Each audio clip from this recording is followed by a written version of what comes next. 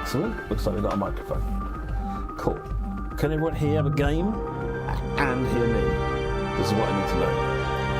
Got a completely different setup now. Again. And we'll see whether this works. So before we go any further, I just want to make sure we're all good on the hearing front. Let's do a couple of quick crackle tests. Let me know if you're hearing any crackling at the moment. I'm doing something which in my testing caused crackle before. Let me know if it does it again. I will fix the volumes up in a minute so they're the right way around. Any crackling going on at the moment? So make sure that's gone still. Anything going on? Don't think so. I'm not hearing anything, but that doesn't mean anything because I'm not listening to the monitor anymore. No one's saying anything, so I assume there's no crackle going on here, which is good. We'll have to see if that carries on throughout. So I've got a completely different audio setup now. It turns out I've got an Elgato. It doesn't turn out that I've got an Elgato, but I'm going to straighten my thoughts out. I've got an Elgato HD60X thingy, a USB device, which is really, really good. And it turns out that OBS seems to have a bug with it. I am getting some network dropout though. Not a lot, and it seems to have stopped.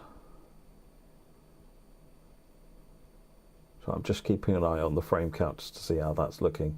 Looks like there was a momentary glitch here. It's back to green again. Cool, okay. It's the HD60X Pro, I think it is, Hentis. Let me see if the cables will stretch this thing.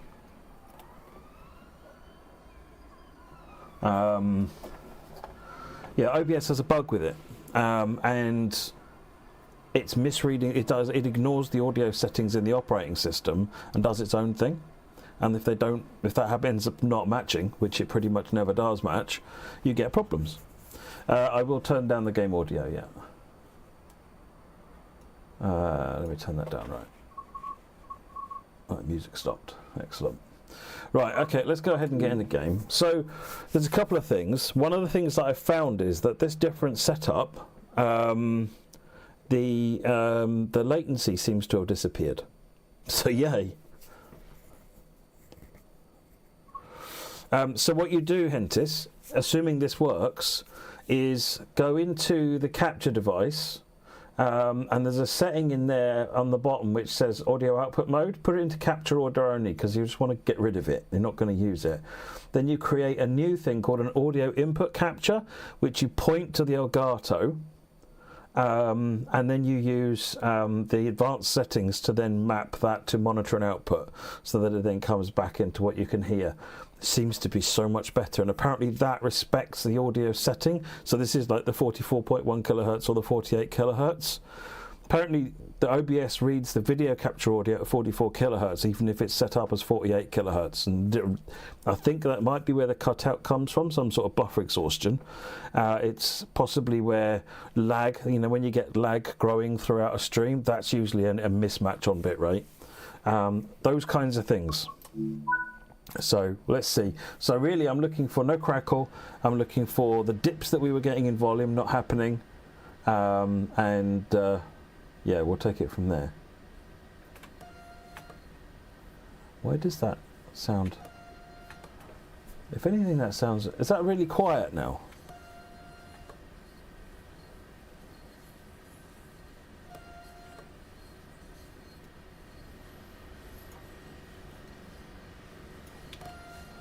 Is that better? I'm just looking at the bars and it was almost non-existent. Yes, I mean, yes, smiling. Right, let's get doors open.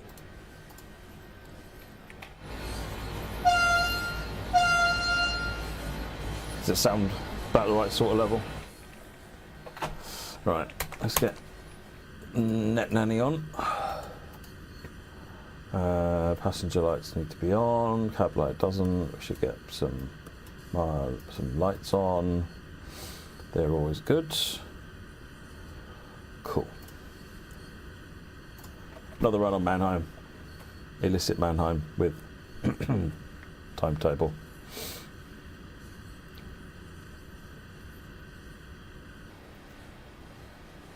Does look good though, doesn't it? This is the Edinburgh-Glasgow track. You need Edinburgh-Glasgow to make this work. So go buy yourself Edinburgh-Glasgow if you don't already have it.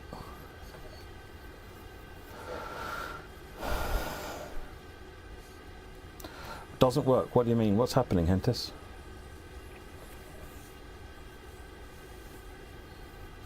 There's no I can't remember. I don't think there's LZB on this route, Raw DC. It's It's only a 160 km/h route, and it's not high density, so it doesn't need LZB for that reason. So I don't think LZB is on here. Can't remember.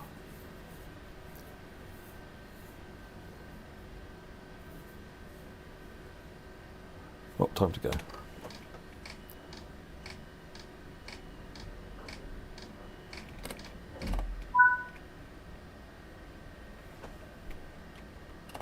He says applying power into a red light. Let's just wait for that red light, yeah?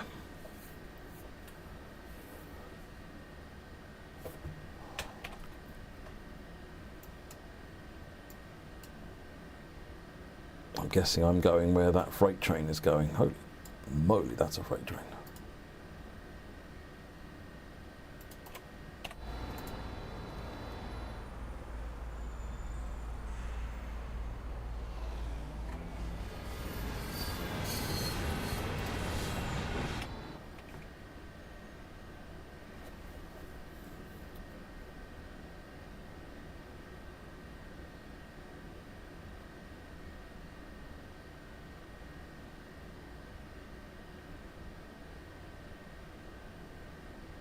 Seems odd that it doesn't work. I'm not aware of any AMD chips not working. You say you got an Intel chipset, so even less unlikely, or even less likely to have a problem. Ping me the details, Centis, and I'll go and ask the team if they're aware of anything. Why am I not allowed out? Where's a green light here that's causing me grief? This one, presumably. Got a train coming in from miles away.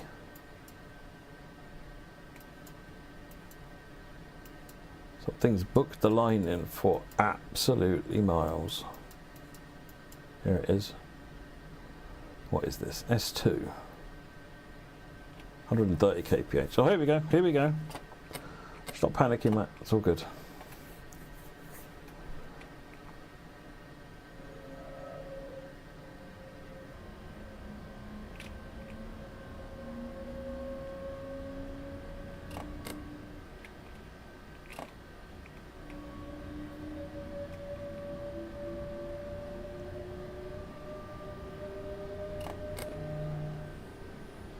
Keep it to 20. Oh, we've got reduced speed here, normal speed going forward.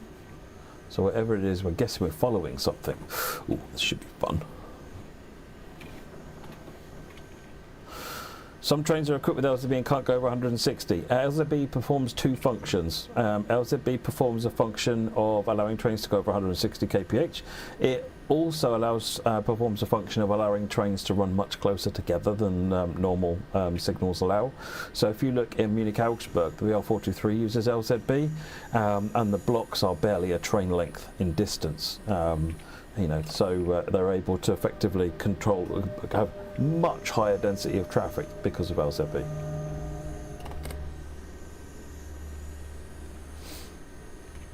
Oh, it's 45, not 25, you dummy.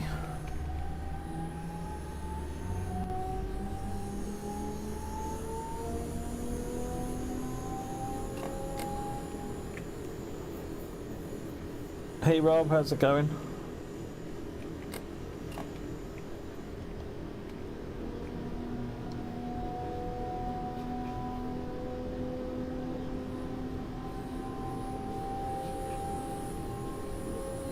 Popped out of all sorts of monitoring, so we are good up to limit.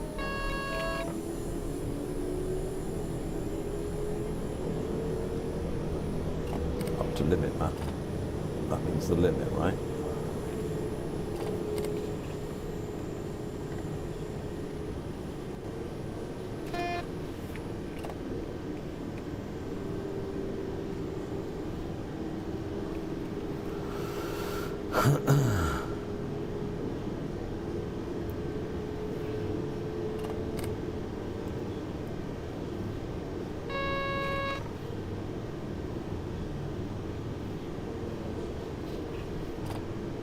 yeah, just if you want any help with your Elgato, then assuming this is working, I'm more than happy to send you some screenshots of how I've set it up. PCB won't release itself, but it will. Its timeouts will expire. Like 1000 hertz only lasts for, I think, 750 meters.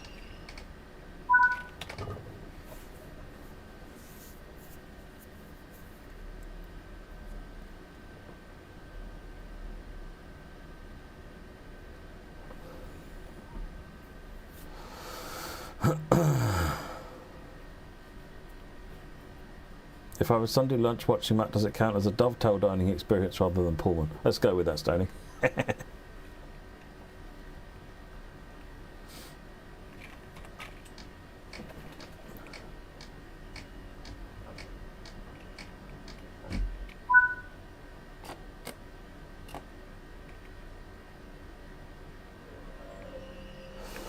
Ludwigshafen, which is 1.5 kilometres away.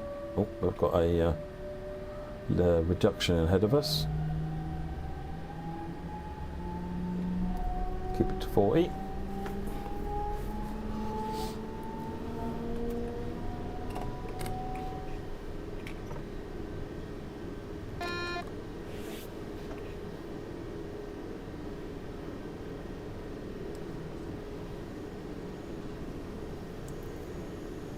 Hey, Raf.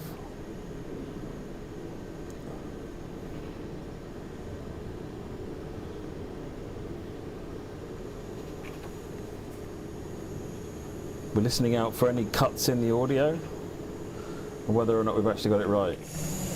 You notice how the audio is completely synced up now as well? It's making it much easier to play as well. This is much... Oh, poop. I was just putting the brakes on because I realised it had tweaked up a bit. Didn't put the brakes on hard enough or soon enough. Shut up. Shut up.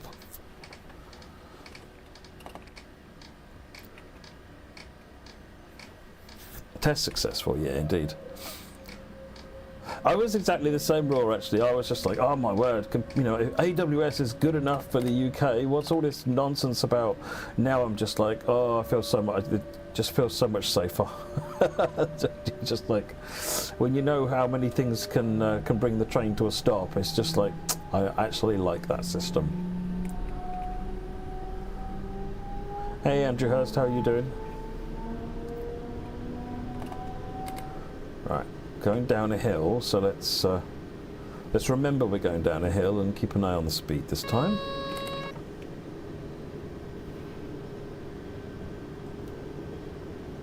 East Killer PCP is easy to control, but there's a few things to remember about when to do what and what to do as a result of it. Once you get the hang of it, it actually comes pretty straightforward. There we go, sneaking the speed up a bit. I've got a video on the Dovetail channel which goes through how German signalling works and how PZB works. Because if you really understand how German signalling works well, PZB is almost obvious. It is, in fact, it pretty much is obvious.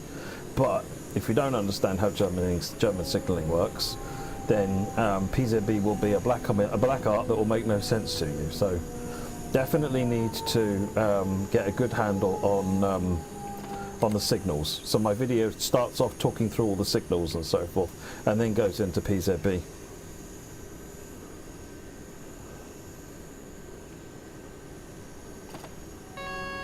Oh, the PZB helper saves my bacon still to this day, because sometimes I'm just not paying enough attention and I just see it say acknowledge. I'm like, ah, where'd that come from? Smash.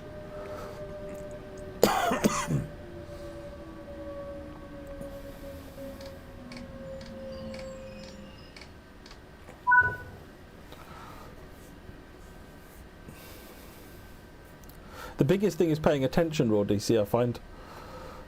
If you pay attention and you understand how the signalling works, the rest kind of flows naturally. The paying attention is normally where it falls apart.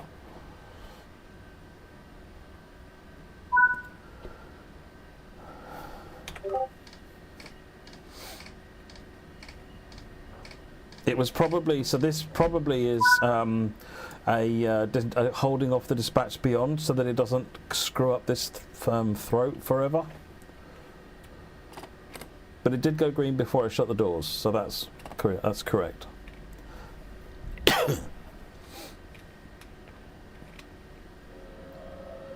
Off we go, Ludwigshafen, Mannheim. Got no limits on, we've got a green, 60 limit from here. Let's get on with it then. I've not heard any drops so far. Have I missed any? Is anyone else hearing any drops?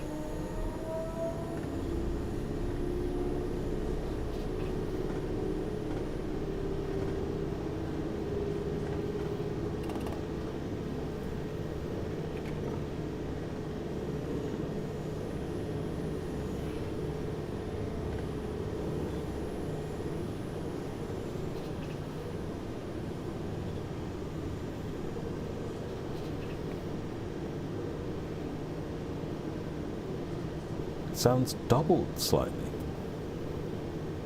Oh, thanks, Sentis. I'll take a look after. How's the audio for everyone else? A slight reverb or echo?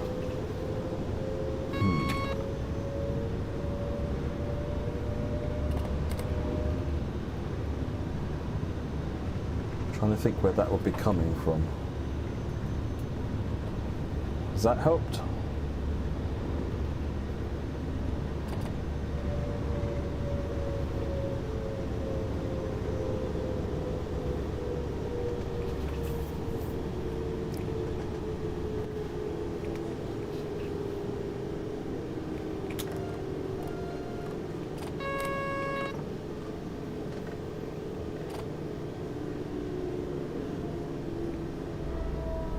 Better as in less bad, or better as in, oh, okay, that's fixed it? I just zeroed a different volume out. It's still there for you, is it, Ralph? Okay. Player 1 says it's better now, okay. I guess I'll have to listen to the stream back. I can't think of where else it'd be doubling. Okay, I guess I'm not done yet. That means we have to do more test streams. Oh no.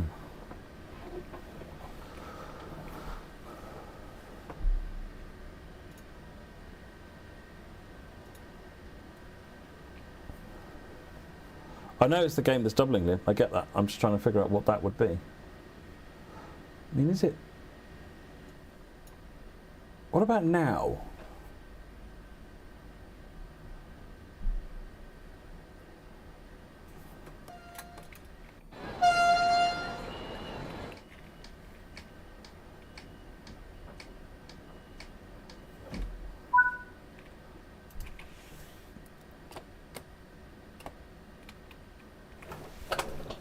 No, you can't hear the echo, or you can't hear any audio, or DC.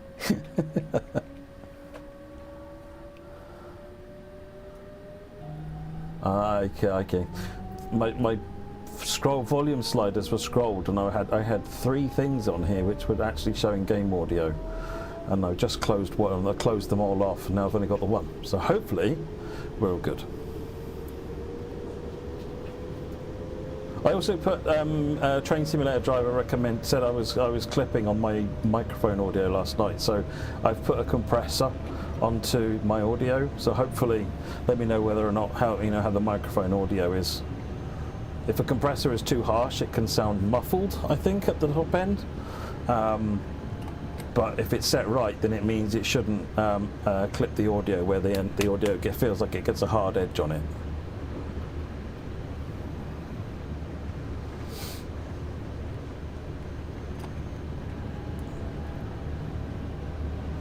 Cool, okay. I've not heard any dips either, again, so we seem like... I don't want to jinx it, but...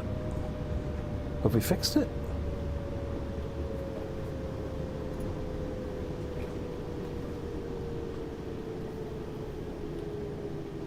I'm logged into Discord, streaming on Discord at the same time as well, so... Again, it should be a fair test. I also changed the video encoding mechanic that's being used because it was using a deprecated one, as it turns out, before. So I'm now using the latest NVEnc-H.264 encoder. So hopefully that's helping. Hoping to travel on some weird pieces of track next time I'm in London. I don't even know how to start unpacking that statement, Leo.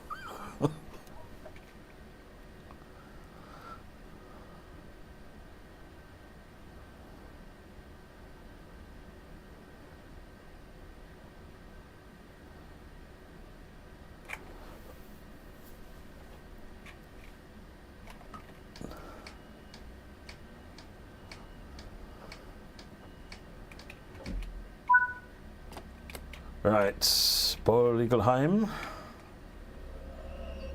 London Overground going to Battersea Park. Oh, excellent. Yeah, yeah.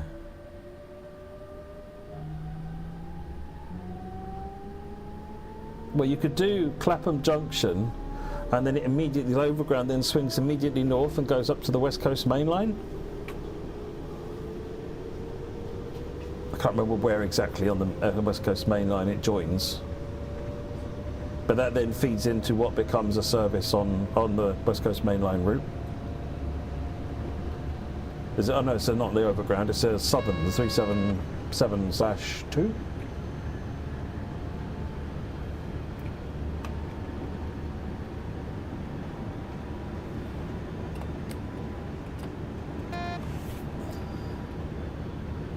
Drop the speed to 100.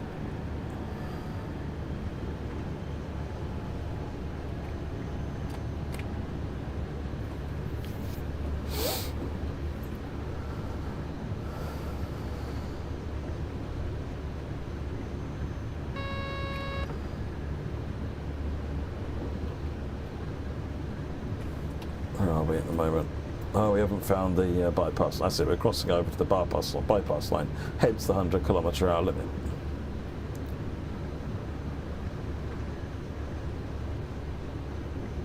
Oh, I'm guessing given that suddenly turned green, there's one waiting to shoot past me on the left.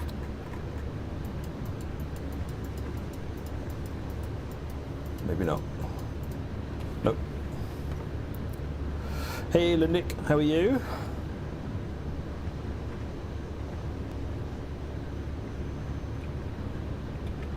Good for 140 again now. Let's give it the boot.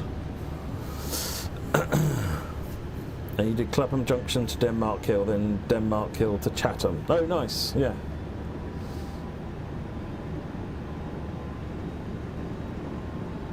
Hey, Rob Jansen, how are you doing?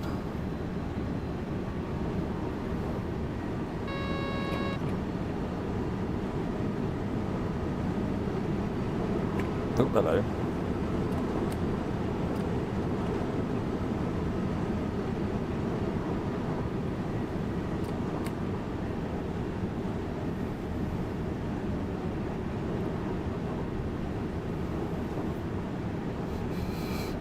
I may or may not be using the upcoming update, Nick, accidentally.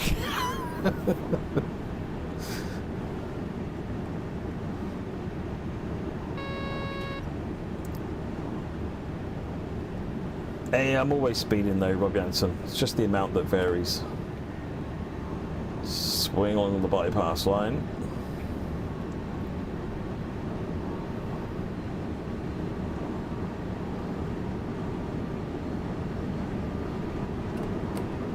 Yeah, that's about the normal for a single, but a double is like £26 a return, sorry.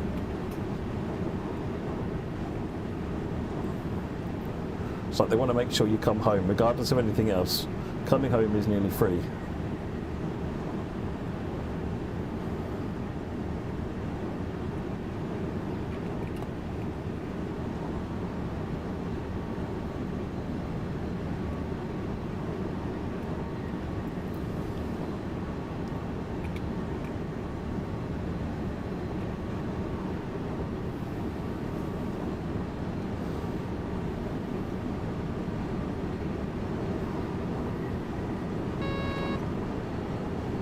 Oh, it's so much easier to play without that little bit of lag on the audio.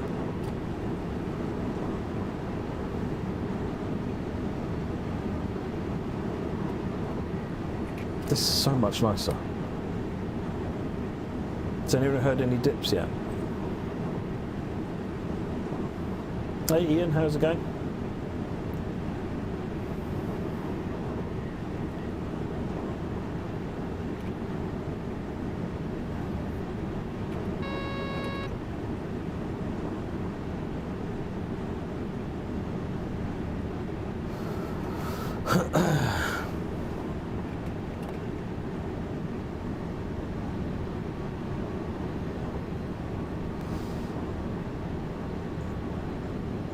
How's the video coming through?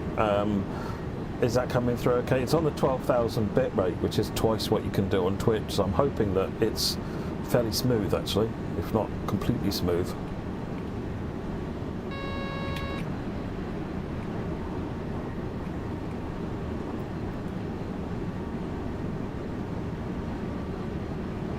Butter, excellent, I'll take that.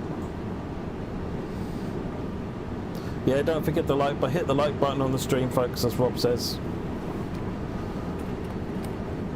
Oh, it feels so cheesy saying don't forget to hit like and subscribe. I can't bring myself to do it.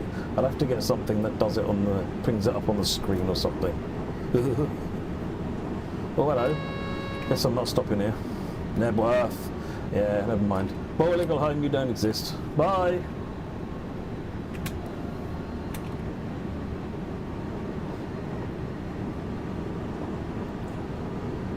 It was an objective failure. Absolutely, it was an objective failure.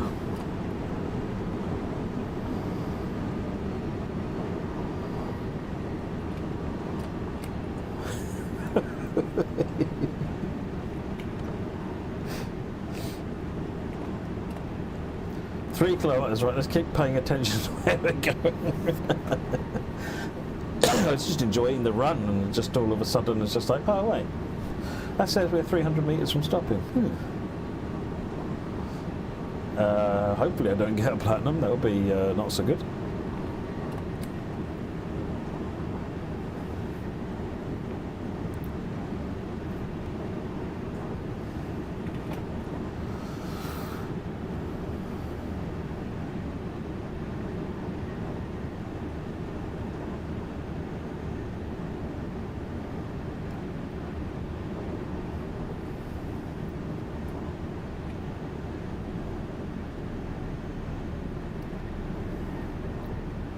Everybody that was intending to get off at Legalheim, please get off at Haslock and get a cab.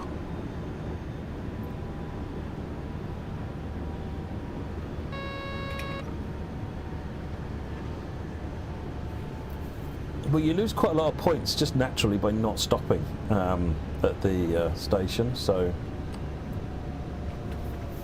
Hey Jill, good afternoon.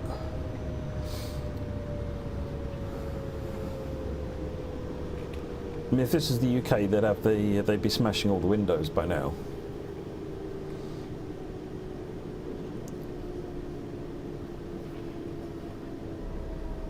You're on the Eiffelstrecke now. Excellent.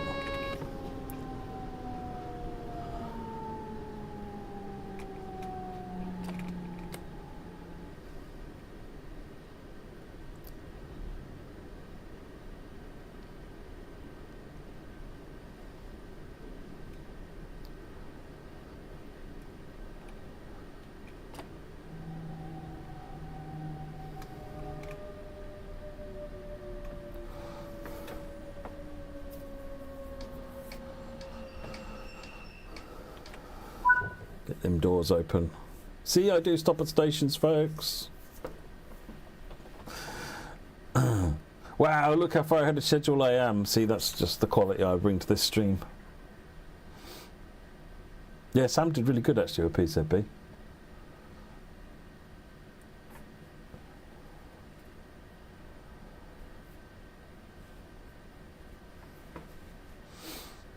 I tried to set up closed captions, but it doesn't look like YouTube will take a closed captions feed.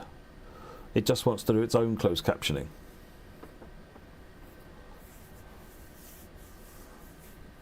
and you also have to set it to the kind of the normal latency as opposed to ultra low. It should be on ultra low now, so there should only be a tiny gap between what I'm doing and what you're seeing.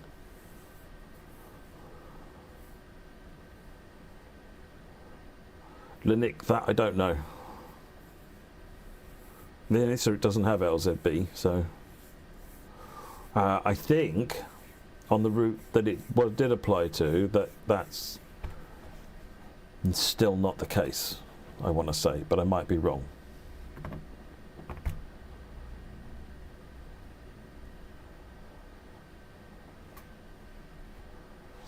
Remember when Sam took 10 minutes to get the train moving in? I know, but they were a glorious 10 minutes.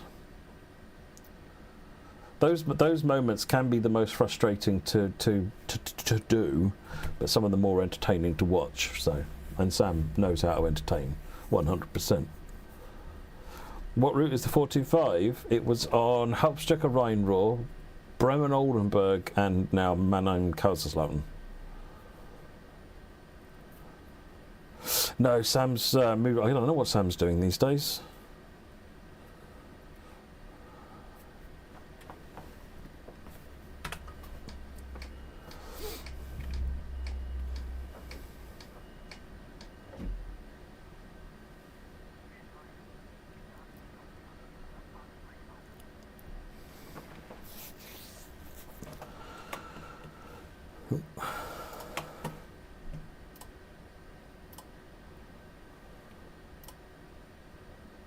Okay, just checking everything. His own YouTube caper. Oh yeah, no, I mean he's always had that.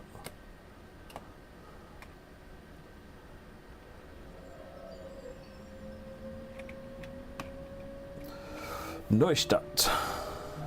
What, new station, but 6.9 kilometers. That station's got no hope of being stopped at. I've lost concentration by then.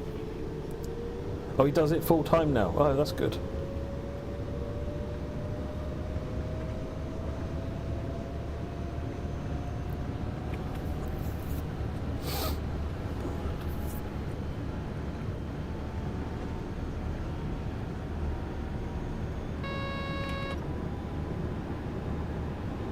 Hey Simon GoPro, how are you doing? Good to see you.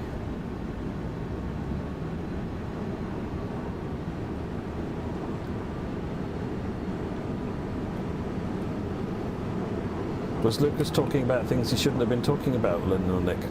Do tell, so I can have a discussion with him tomorrow.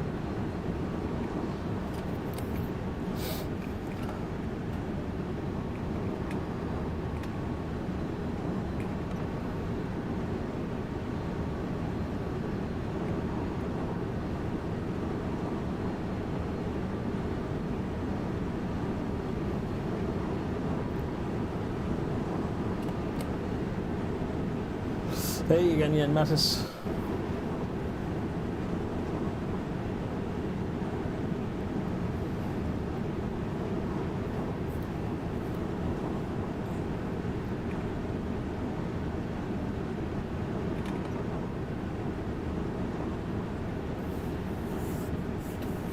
Crow? I don't know who you mean, Crow.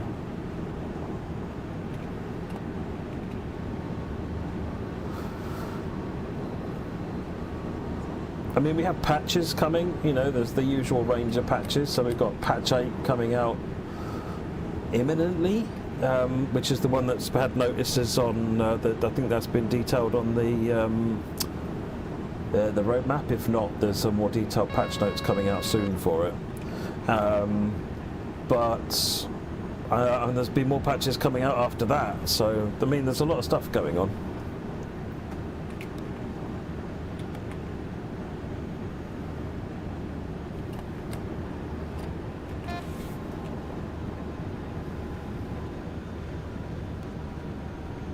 Speed down to 80 and then down to 60.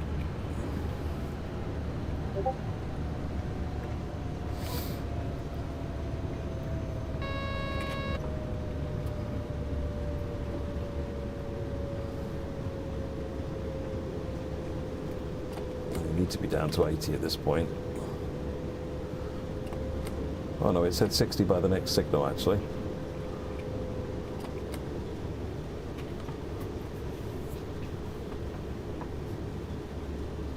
Why is Mitten more buying $32.99, Simon? The amount of detail in the trains, the number of trains. I mean, the BR111 is virtually a rebuild. All the extra coaches that are all virtually rebuilds. There's a lot of work gone into that pack. An awful lot of work gone into that pack.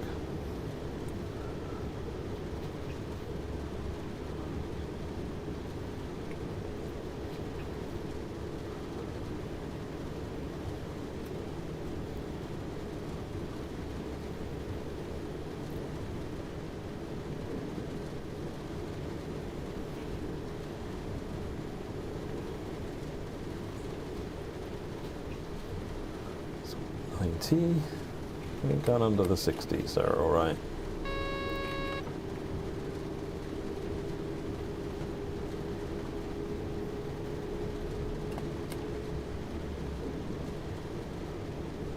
Oh, crossing over here into the platform.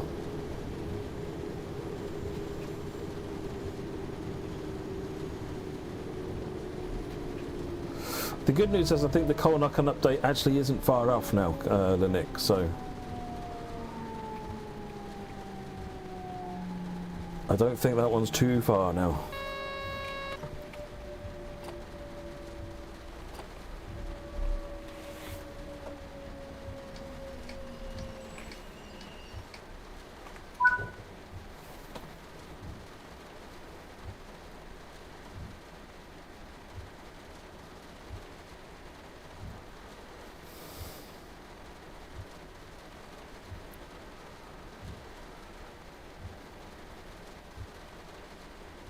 What objective marker, Liam?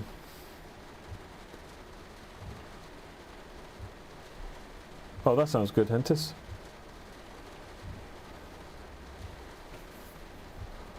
Don't know what you did different.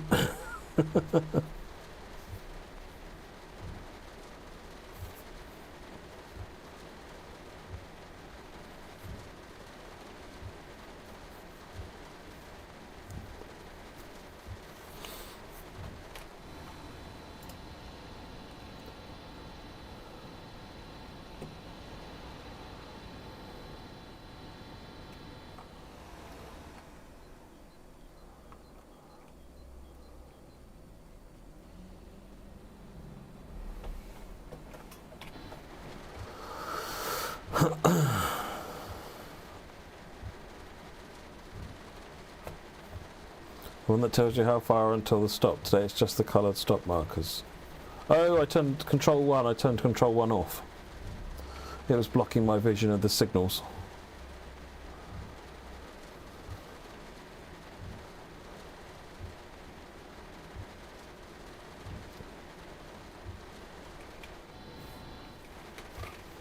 Get doors closed.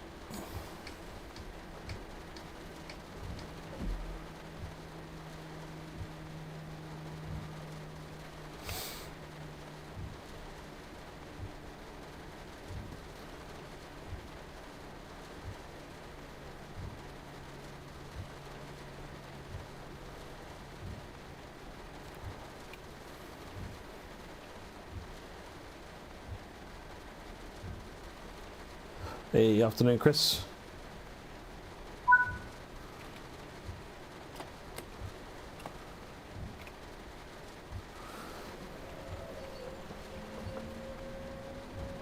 It's bucketing it down now.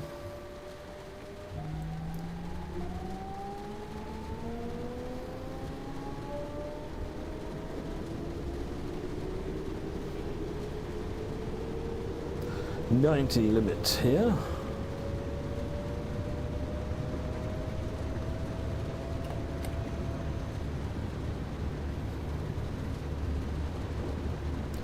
Expect 40.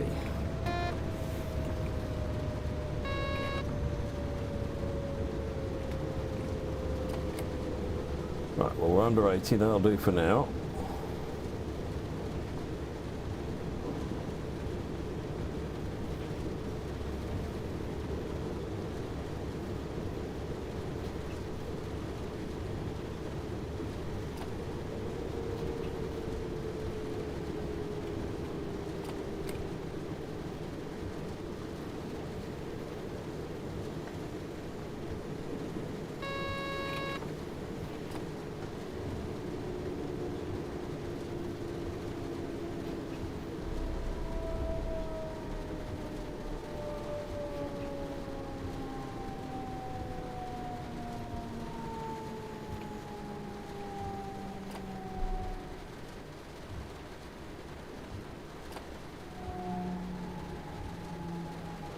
Looks like we're clear out of Neustadt as well, which is good.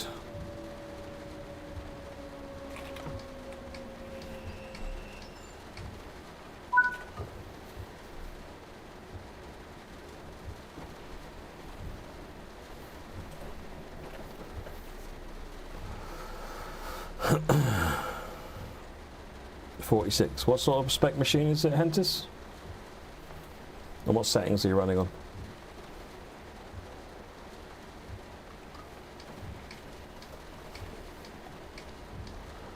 The problem I have with the bits, and I agree with the sort of the interactive element is actually a lot of fun. The problem I have with the bits, Liam, is that someone donates money via that. Twitch takes a good chunk of it. The Taxman takes a good chunk of it. God knows what else takes a good chunk of it. And actually, of the money that someone donates, not a lot actually ends up with the streamer.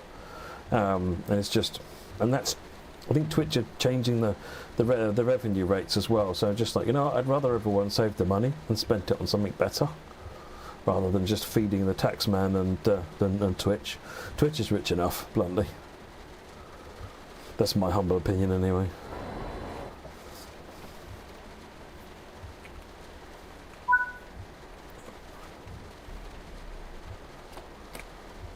Oh, you mean the not the bits then? You mean the like tickets or whatever different streamers do? Yeah, I've always struggled with what to provide for people to use them, and so.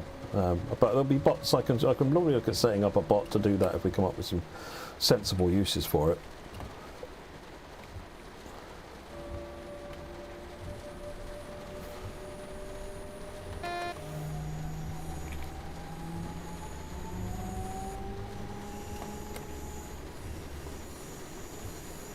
Yeah, they have got rather a lot of different things, haven't they? I think they have an equivalent of bits on here, but not like stream credits. The things that you can, you know, some streamers have that allow you to play funny sound effects.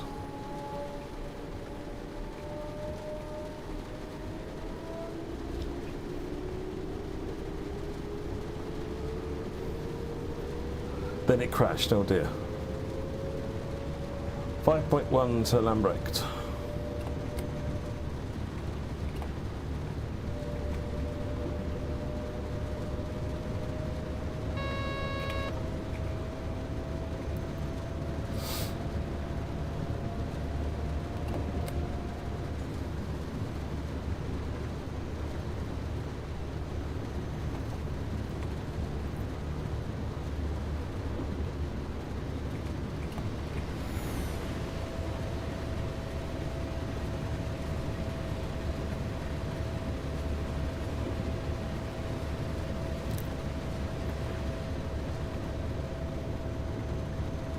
Still not heard any dips. It's still keeping track on the audio. I've not heard any pops. I'm quietly thinking to myself, we've fixed it, which I'm really happy about. What a mess, though.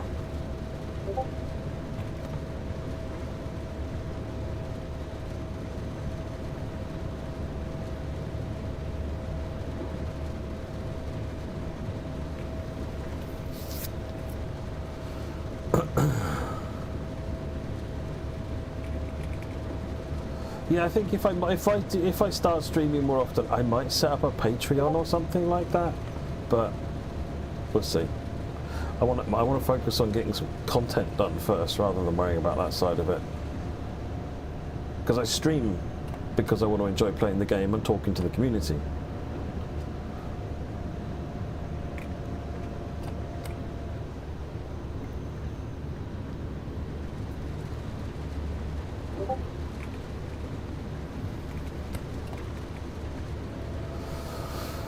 .7 kilometers.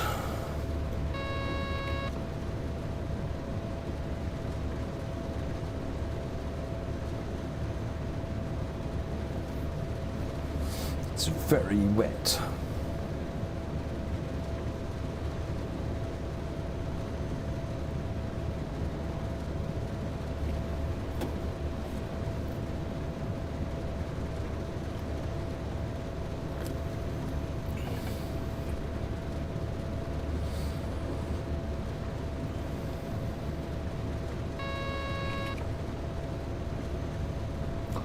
Yeah, very much so, Hentis. Very much so.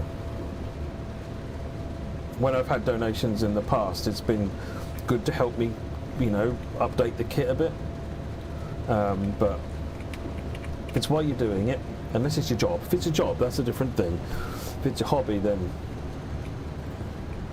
I think it takes the fun out of it, because you just need to start feeling like you're providing that value for money, if you like, that people are getting. It's one of the reasons that I'm not streaming on Twitch at the moment, because I'm not quite ready to turn off my partnership on Twitch. But given actually how well it's been going on YouTube, maybe I'll just stick with YouTube and see how it goes longer term. I love the fact that I can stream at 12,000 bitrate and it's a nice silky smooth picture. Well, dense fog is a modifier essentially, Liam. It's not a volumetric effect, so you're all sitting there waiting for me to miss this station, aren't you? So it can very much get in the game, because it's kind of like everything is foggy or not, really. But if you've got a reliable repro for it, by all means ping it over so that I can get someone to see if they can do something about it.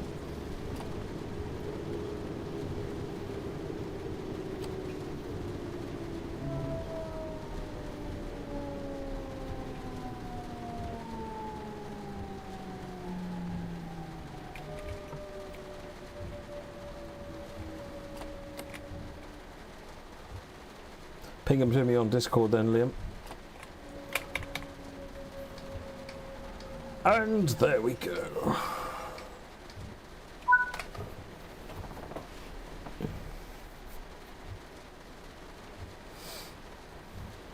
No, with a setup that works better, like this is working, I might be inclined to stream more. It's just been a bit. It's one of those things that when I stream, it's just previous, for the last while, because I don't do it, and I've changed things around. It's not been settled. It's not worked properly, clearly, and it's just been like I don't want to deal with it right now. Whereas now I've actually fixed the problems. Fingers crossed. Oh, hello.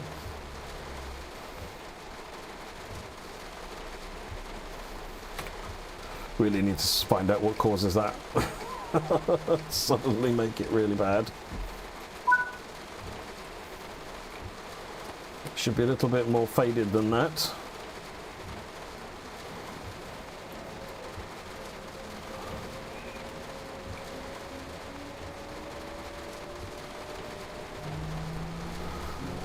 Right, Newton Ferris. 2.5 kilometers.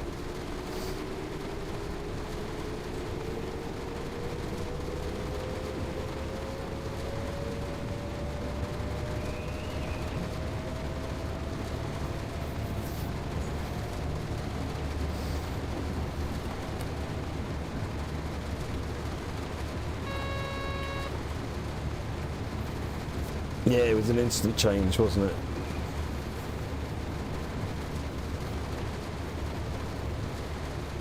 I am having a look over the weather pattern setup, but nothing is set to be like that, so I assume that there's a core bug in certain transitions.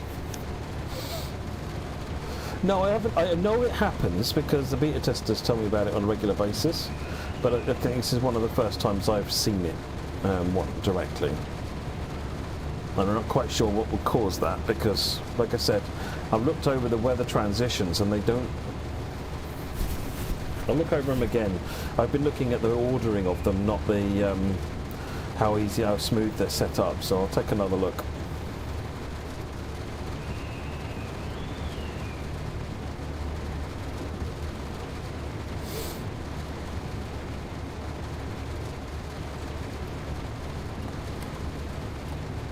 Can I send people to you, Rob, when they say that the game does nothing but make it rain all the time? He says while it's raining all the time. I mean, it is random chance, but yeah, sometimes the game does seem to over-index on the rain. But if you're happy to say, but for me I never get rain, it's always clear skies, then that'd be good. That provides a bit of balance.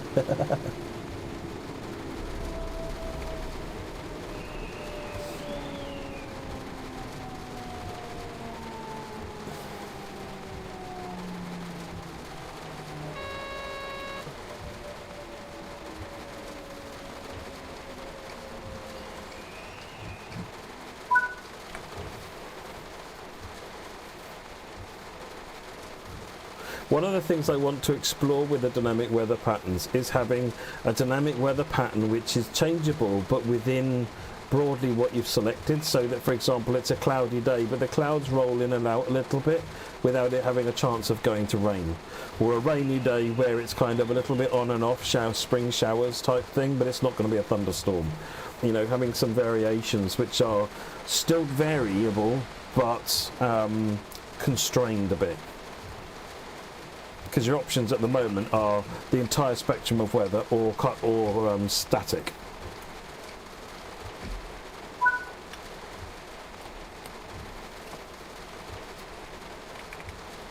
We're just adding different weather patterns to let you select from them, so I need to find out. I mean, adding weather patterns is easy. I need to work out how I get them in the UI.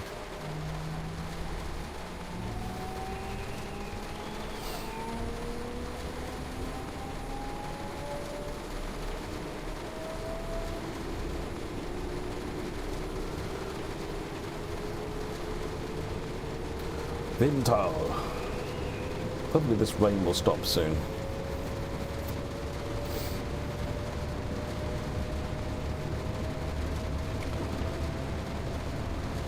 You know, rainbows were originally in the plan for when we did the updated weather patterns and things, but other things took priority, unfortunately, and they slipped out of the schedule. What do you mean light flare, Rod? You see? Do you mean the lens flare like you get on a camera?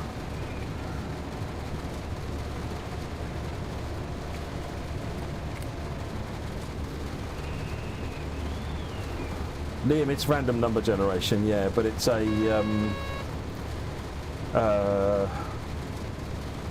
set of rules. So essentially, you have a fixed weather situation, what we call a weather scenario, which is like rain at X%, or a random number of rain between this and this percent, clouds at this range of percent, that kind of thing. So it's a fixed thing. And that's what light clouds and foggy and snowy thing is in the main thing that you pick. Those are single weather scenarios. But then a weather scenario can then have a chain of next weather scenarios. So it can say from a sunny cloudless day, it's got a 10% chance of becoming a light clouds day, and a 20% chance of staying as a no clouds day, and that kind of thing. So effectively it rolls the dice and says, oh, okay, that seems like it's going to fall into this one, you know, based on the percentages and so forth. So it's and that's what allows it to move around these different weather things. And then what happens is it's got how long does it take if I'm going to go from a no cloud to a light cloud. It will have a fade in time of how long it takes to transition from one thing to another thing.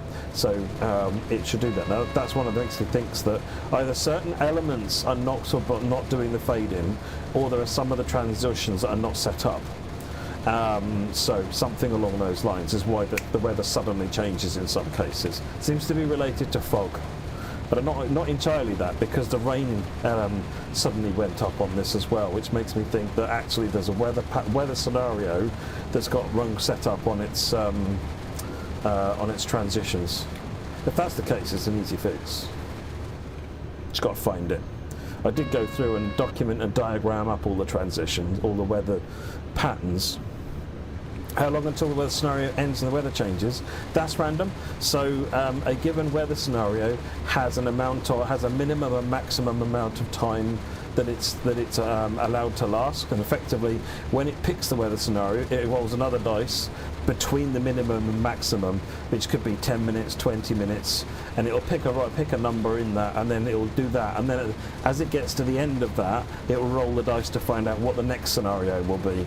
And there's always the option for it to stay in the same scenario, in which case it will then say, well, we did 10 minutes of sunny day, roll the dice, oh, we're staying on sunny day, roll the dice, do it for another 18 minutes, okay? And that's kind of how it does it. Oops, you got me distracted.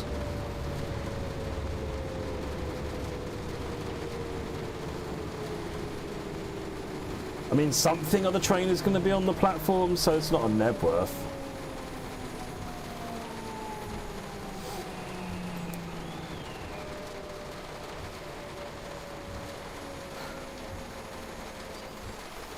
I can't remember. I mean, the transitions generally make sense. So it would have a from you go from sunny to cloudy to light rain to stormy. It's unlikely you'd have something going from sunny straight to stormy. You'd have to specifically put that in.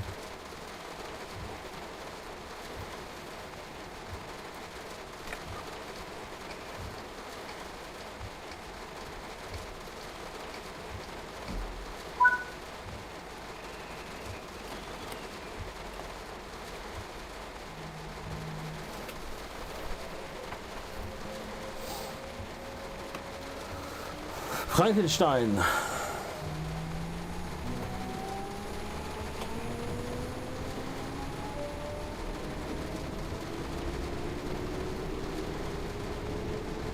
I'm going to do a bit of Class 87 action next. I saw you popping up on my Steam saying you're playing in Command & Conquer. Which one have you been playing? My favourite was Generals, but also Red Alert.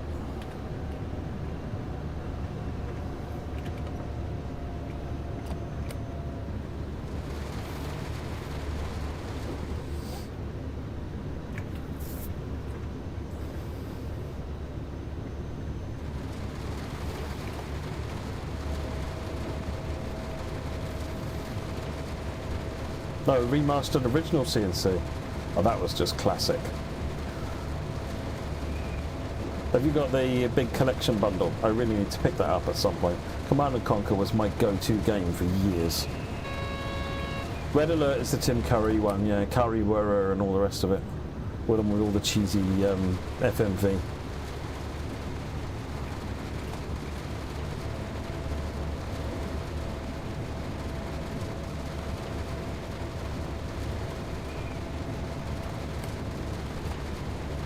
I say cheesy FMV, but it was amazing, but also cheesy. Amazingly cheesy.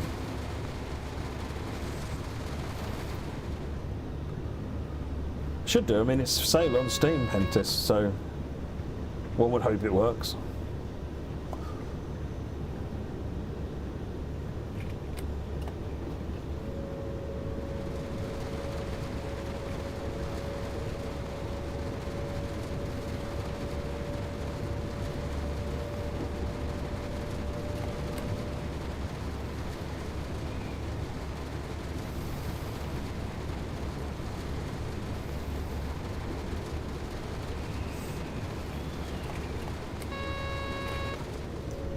I almost got tricked. I saw that it had gone up to 100 kilometers an hour and started to accelerate, then realised I was 500 meters from my next stop. I'm not sure, Admin Brooks. I know the team are discussing what they want to do.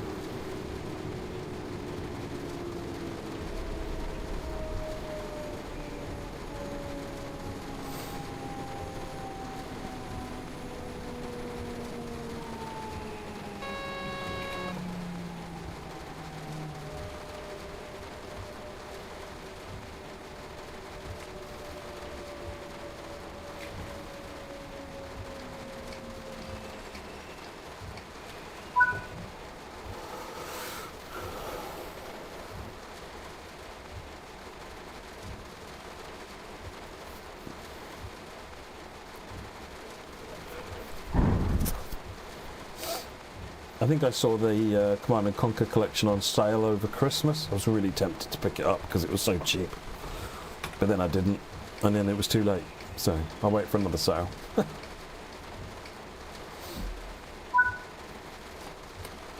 Hawkspire. Nothing weird on the PZB.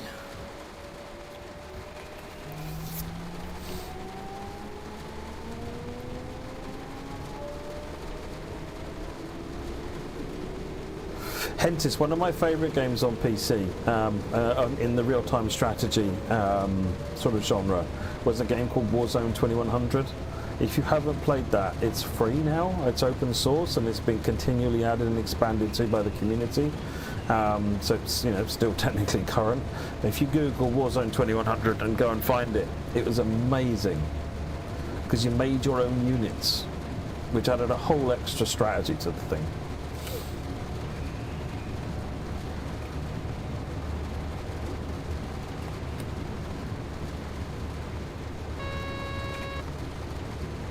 effectively every unit was based on a propulsion system, like wheels or tracks or hovering, and a body, main structure, and then some kind of a head or weapon or scanner or something like that. So you could have like a tracked heavy tank or a flying light-bodied sensor for scanning purposes, that kind of thing, and make just seemingly infinite combinations of things to sort of however you want. And also the research tech tree with all of these different things, text that you meant that even if you and a buddy were playing it, and you decided to sort of play a turtling gameplay, you would still never hit all of the tech tree. There was so much of it. It meant that you could just vary up every game, trying different ways of doing it.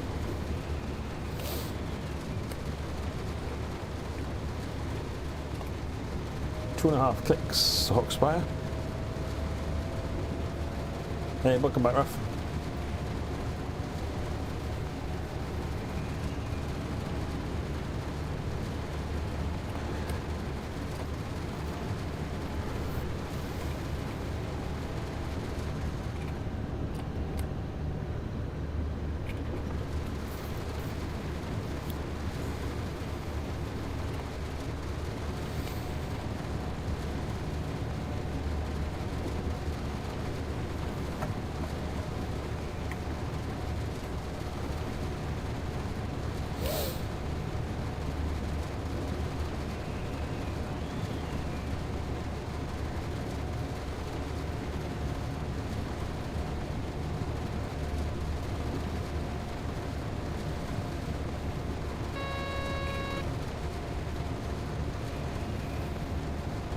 Was there an editor for Red Alert 2? I don't remember, Chris. I don't remember.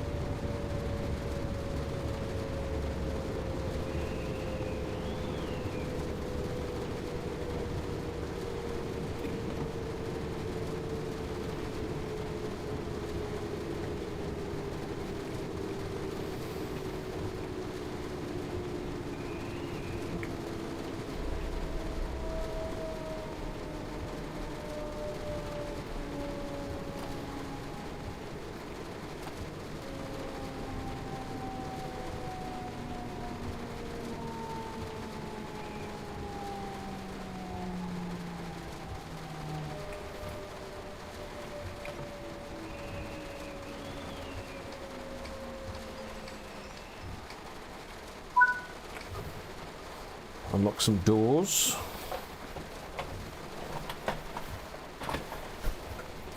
I'm not sure how cool it is to have a Twitch jumper on when I'm streaming on YouTube, but hey, YouTube can buy me a jumper if they object.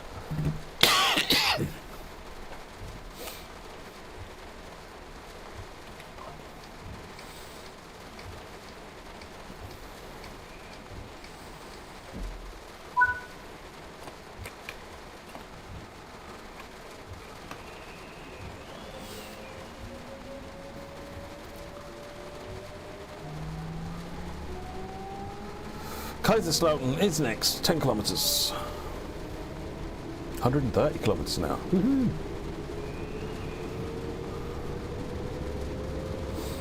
I'm a long way off the fancy play button, Chris. Long way off.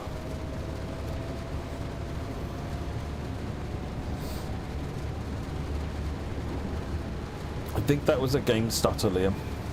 But let's see if I get any more.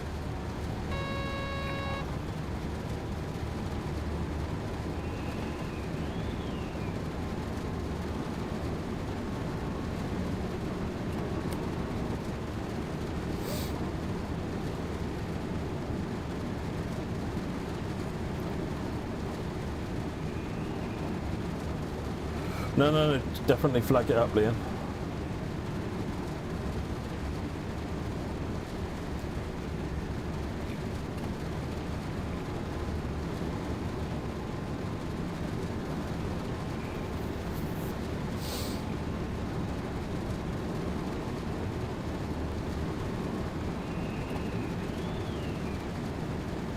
Afternoon, Elm Tree.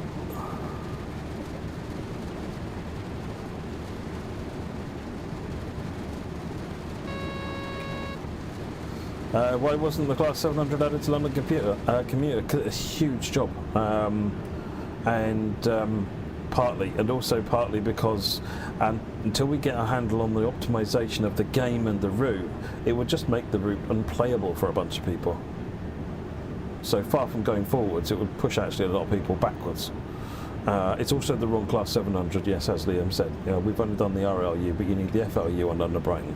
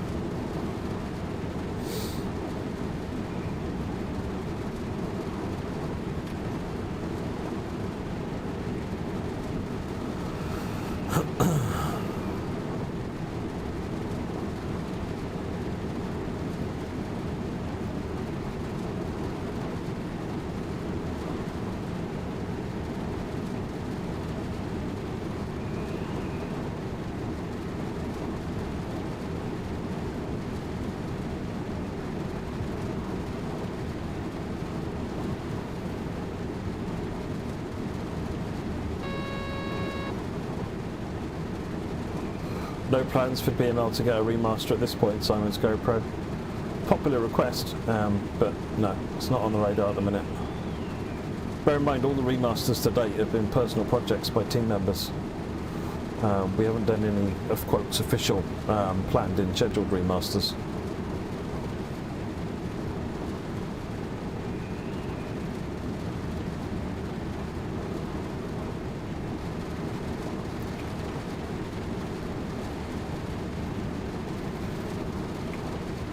I guess technically, yeah, okay, yeah, you're right, overall, but that was on the back of making a new product.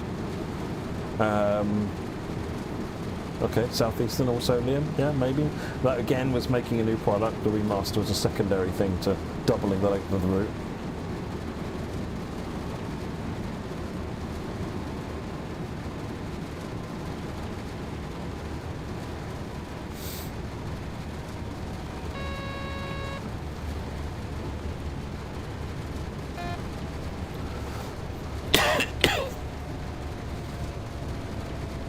A TOD 4 upgrade in and of itself, raw DC, is still a lot of work.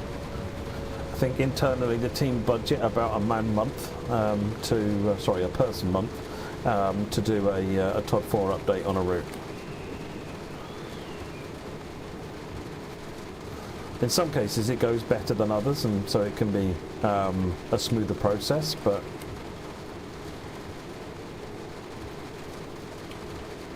safest to allow sort of about that sort of time frame.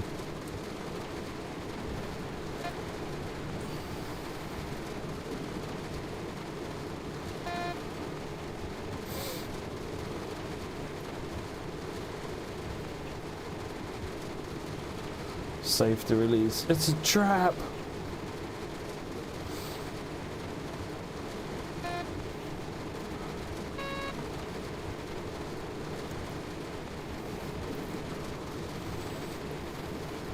I think Sound Patch has been remastered, I think, twice so far, Casper? At least once, because it got a massive overhaul in Train Sim World 2, I think.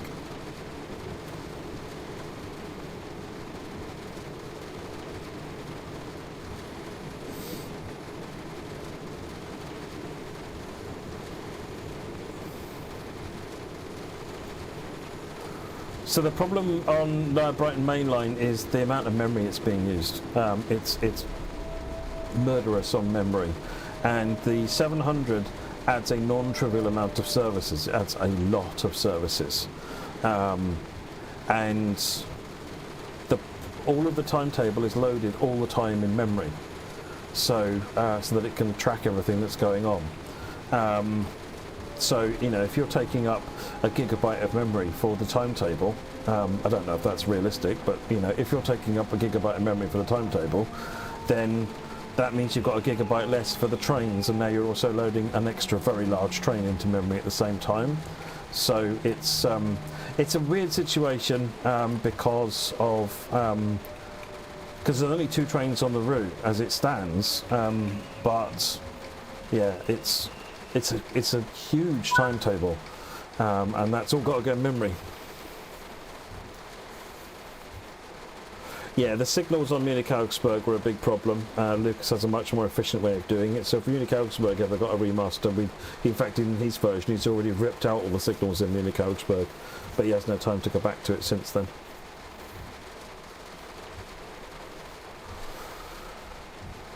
I believe the Mannheim is coming out in the Mittenwald core release, yeah. U-Book.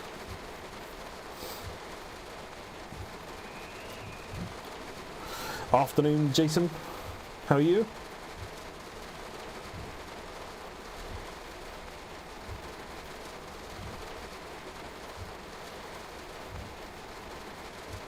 I mean, Andy, if you were to use the 377s where the Thameslink services are, you would be better off because you haven't got a 700 in, but you'd still have a much bigger timetable in memory.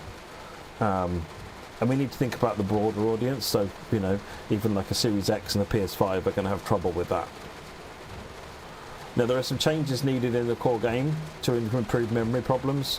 There are some changes that the route could benefit from, like it's got collision volumes on all of the third rail, which it doesn't need.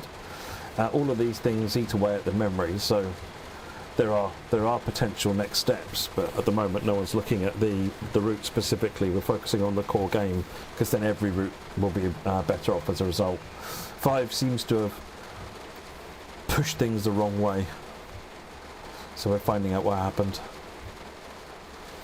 Jason, I'm doing alright actually. So today's stream is because I found last night, or this morning, well no, last night, I was reading up to see if I could find out about the little audio cutouts that were happening yesterday.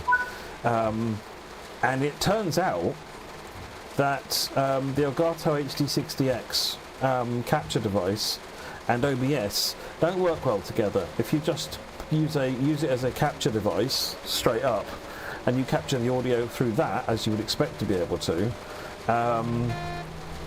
then you get problems, because there's a bug in OBS that means it kind of ignores the audio settings that are set in the operating system for the hardware, and so you have to and so I read up another way of doing the audio.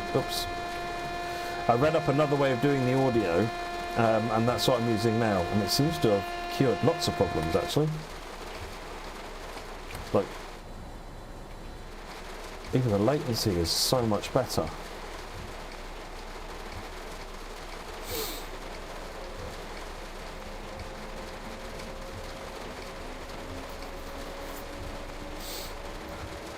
Yeah, thanks Jason. Thanks Jason.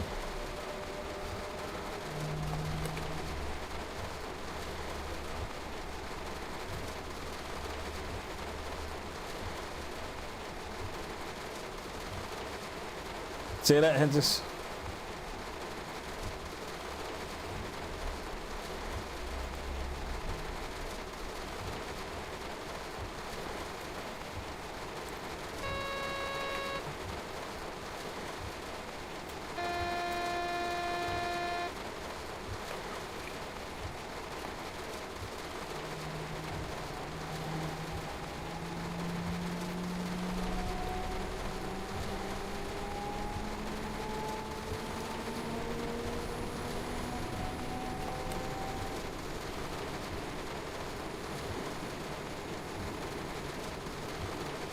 Hey Kieran.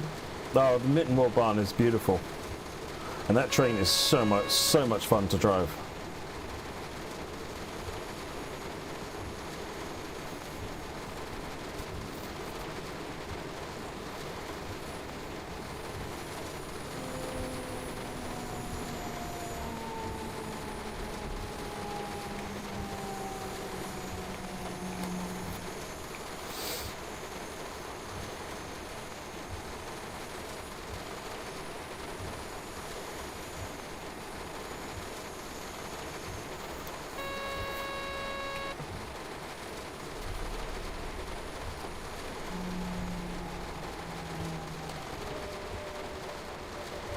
tracks, or stops there rather in a hurry.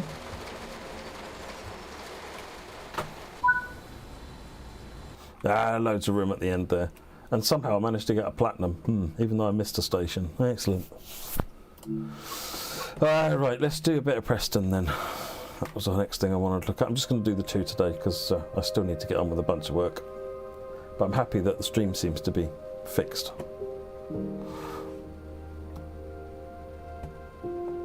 Right, let us Preston timetable. We'll go with this one. BR Blue is the only proper livery. Carlisle to Preston. Let's go something earlier in the day. I want to go Preston Carlisle though.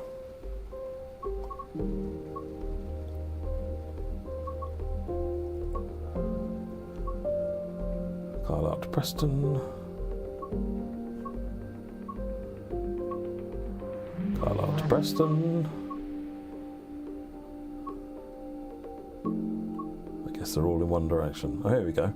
8:53. We've got a Preston to Carlisle service.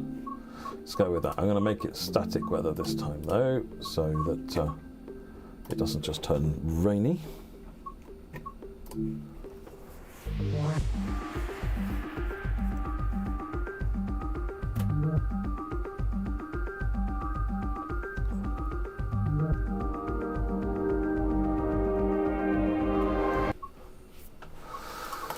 Okay, so first things first.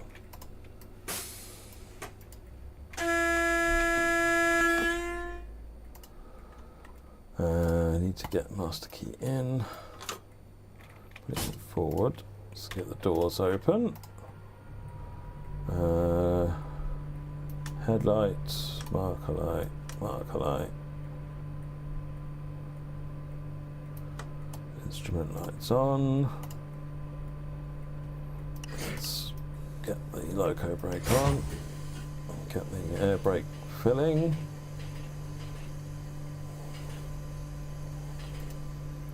Cool.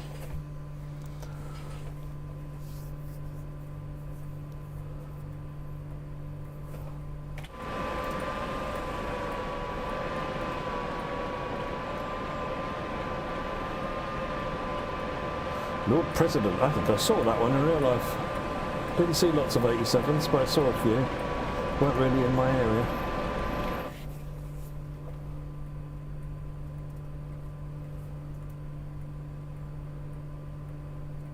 A pacer.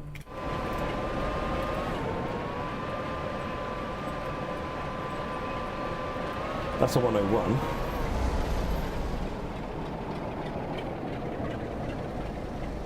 Another 101 in there.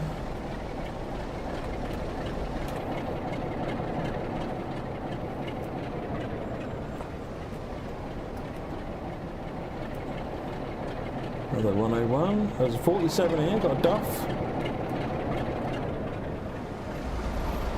Another Duff. Another 87.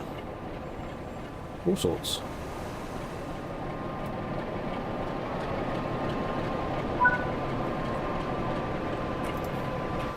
Right, let's get the doors closed.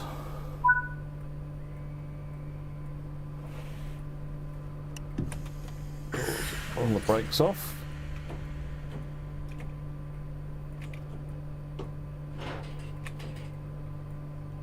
Off we go.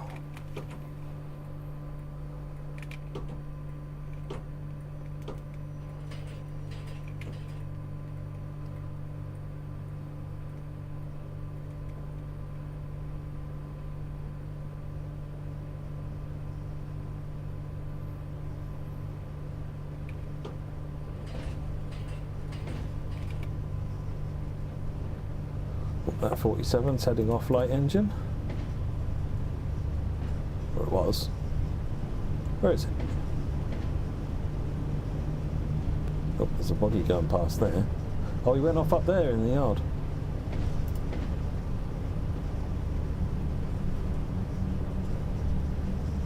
See in a minute. There it is.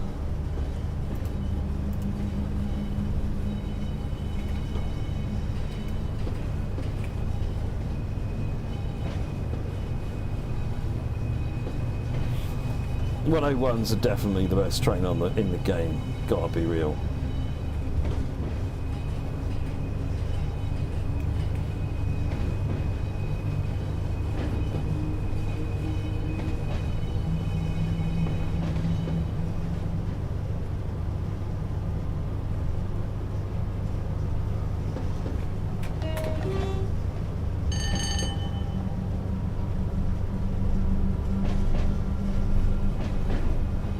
The 80 in a minute. 20 miles to Lancaster.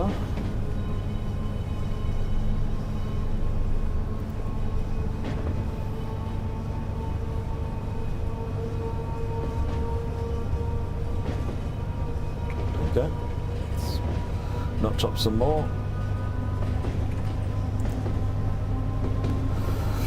Raf, I wouldn't be fussed about any first gen DMU is a winner in my books. I'm looking forward to that 104.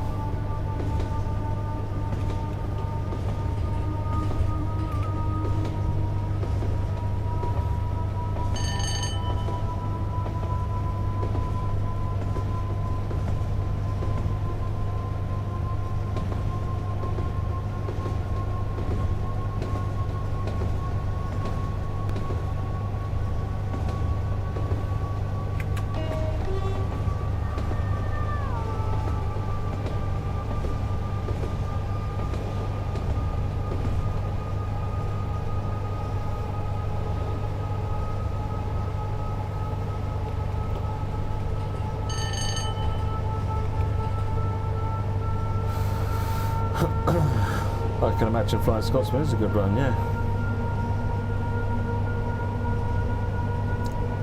I don't know much of the technical detail about it, Raf.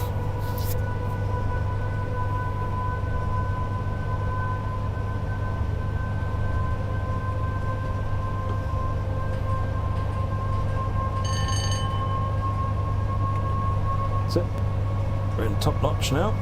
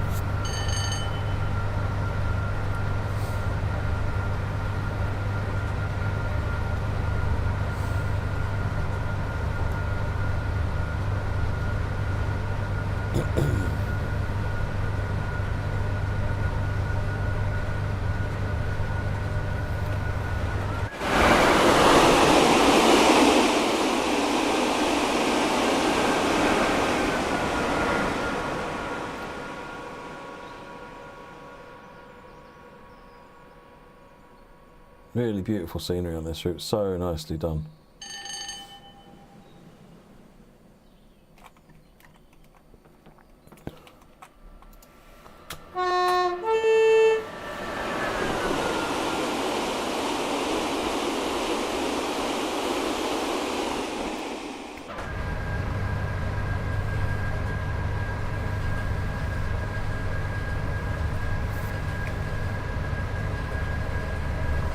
Notch down now before you go too fast.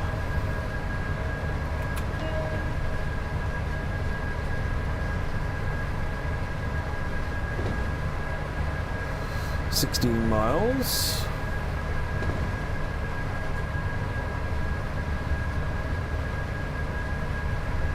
How can you hate pacers, Raf? Seriously.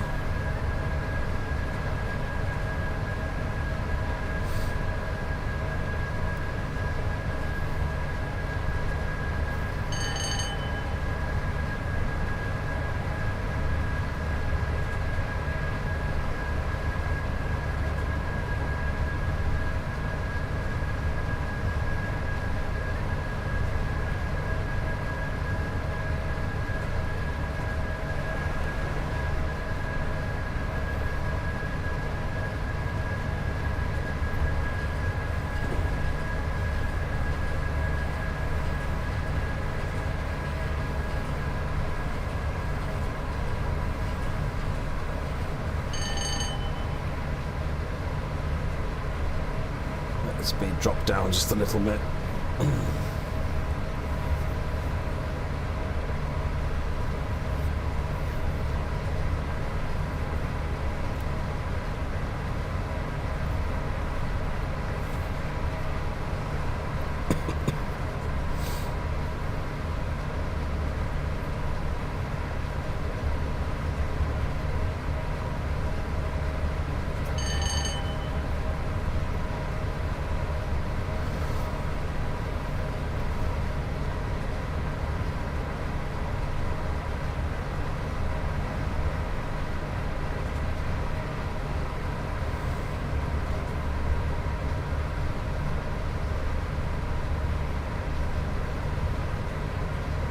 Must admit, I only ever rode on a pacer once, thought it was great.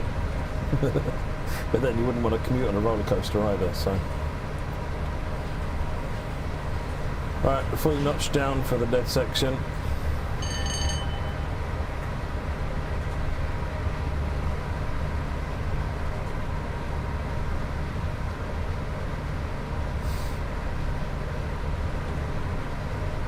Throttle off.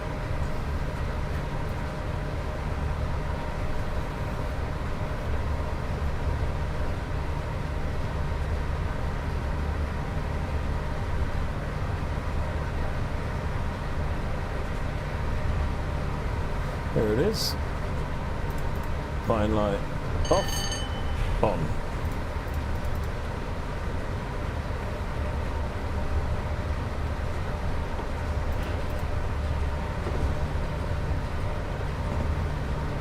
Pull the power back on again. Speed back up to the 100.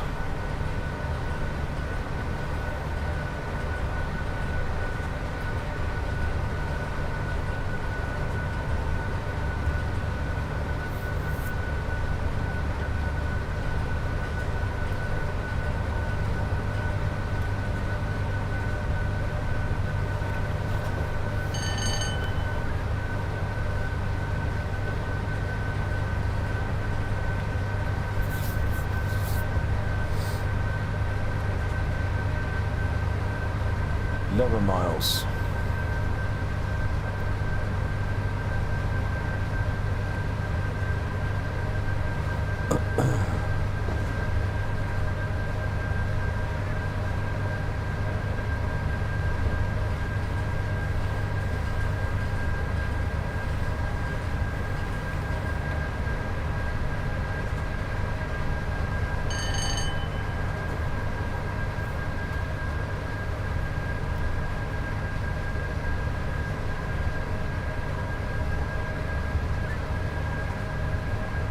These days, flat cushionless seats are kind of the norm for new trains, aren't they, Jason?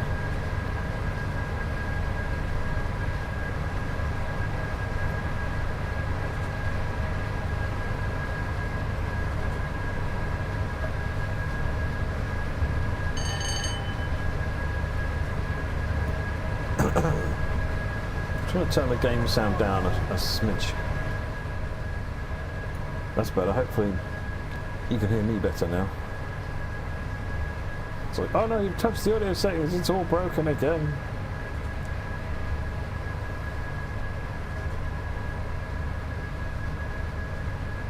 Kieran, if you're on PC, there's some engineering settings you can use to push the load distances out. If you have the PC to cope with it.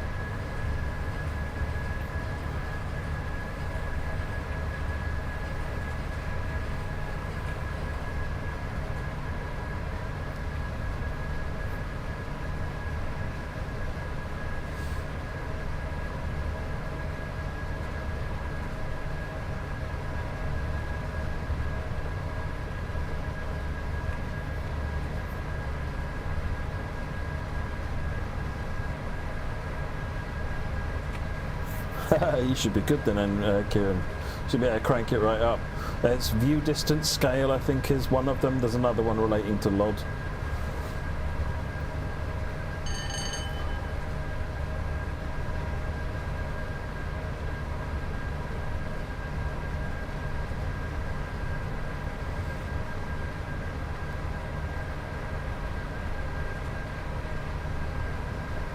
No plans for a CSX Heritage Pack so far. Casper.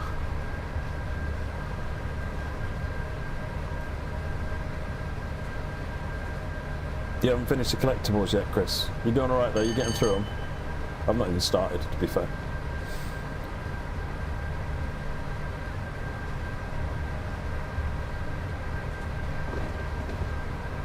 Oh, it lumped over that point, didn't it?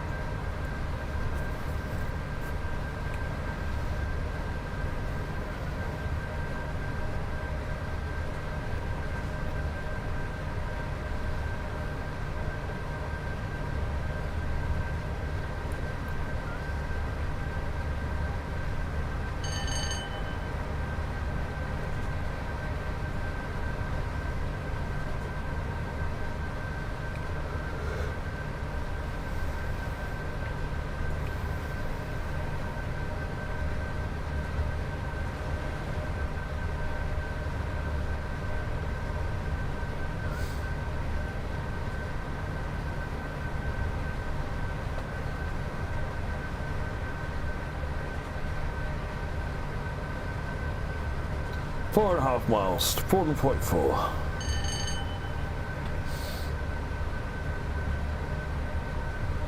We get to Lancaster.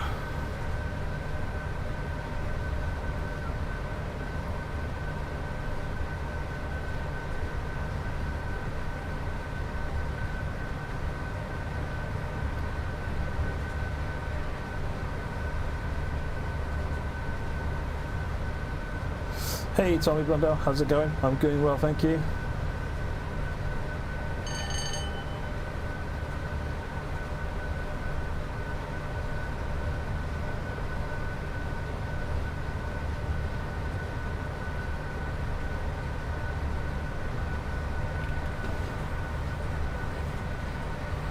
Running down.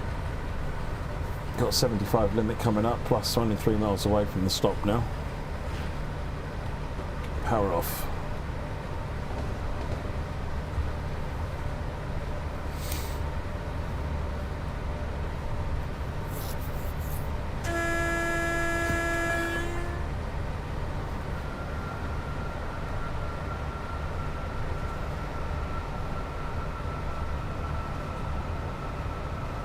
Tim tried, we used to have it a long time ago. In fact, pre-release we had the checkpointing system on consoles, but because of the really slow hard drives back then, it introduced something like a 2-second pause every time you, when it tried to do a save game, essentially, at those moments, and it made it really unpleasant.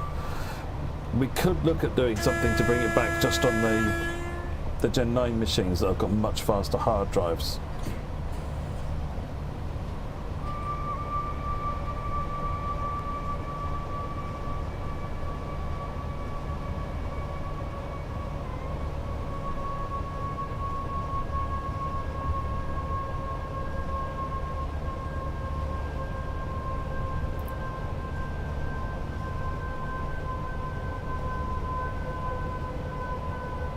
Well, indeed, Liam, indeed. But they were 5,400 RPM mechanicals on Gen 8, which is terrible.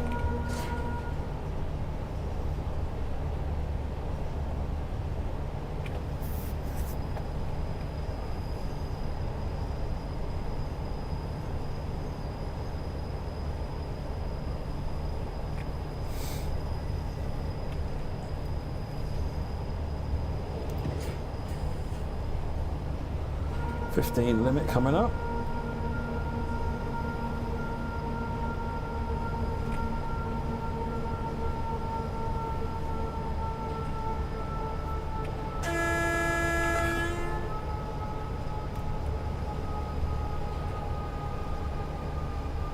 It's the yellow filter.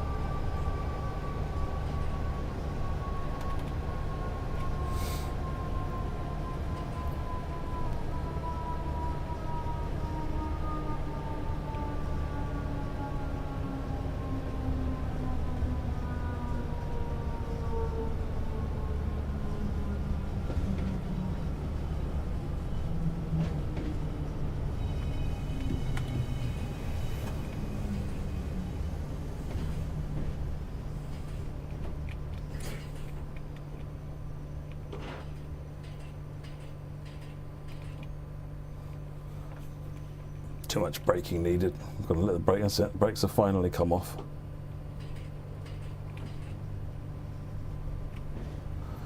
I've not had any time to work on Clinchfield at all, Tam. None at all.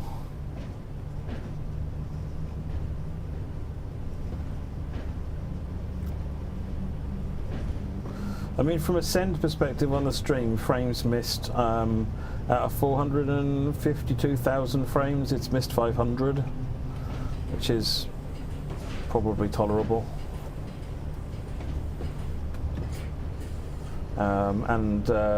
Skipped frames out of 800,000 is 800.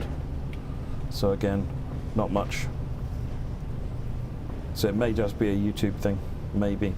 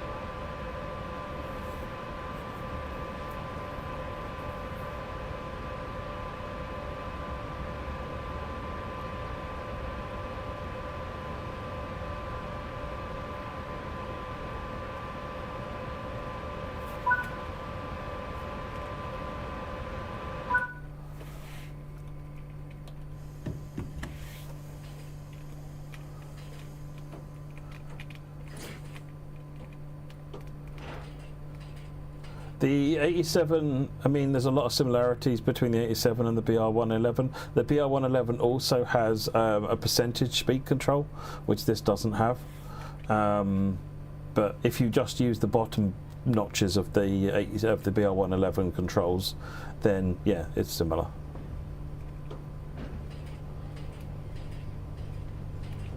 Oxenholm is next.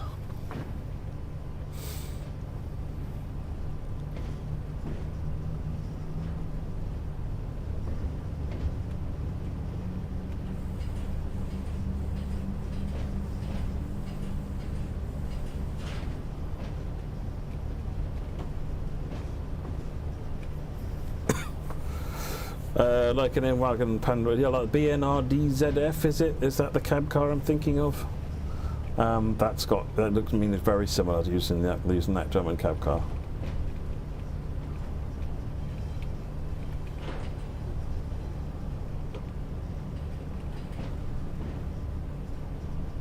Thanks, Tim. That's good to know. Yeah, I think that all the audio and video issues are resolved. And the latency on the audio seems to be measurably better.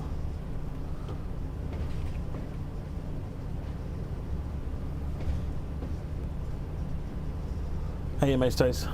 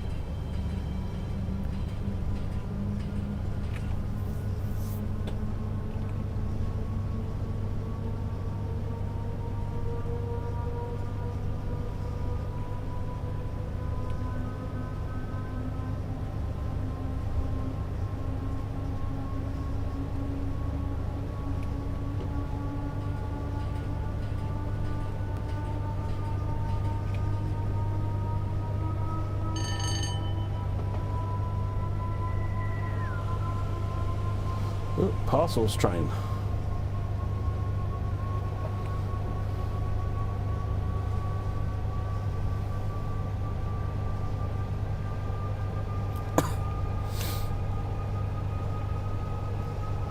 Would you like to see another part of Southeastern in the game, like coming in and out of London? I mean, you know, in the fullness of time, I'd love to do, like, you know, the is it the Northeast Kent line or the North Kent line or something like that? That's a really interesting one.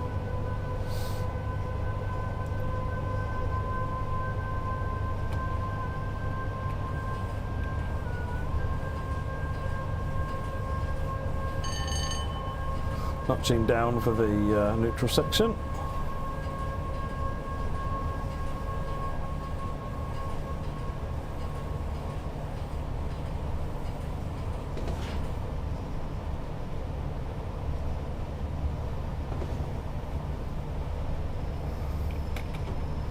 Power off.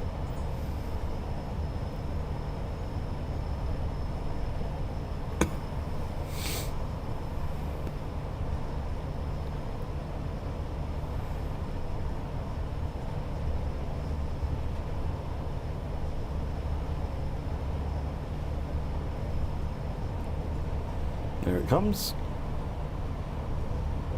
Off. On.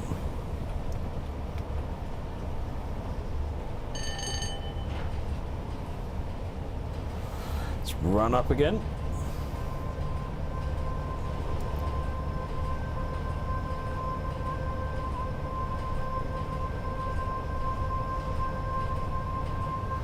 Pour on that power.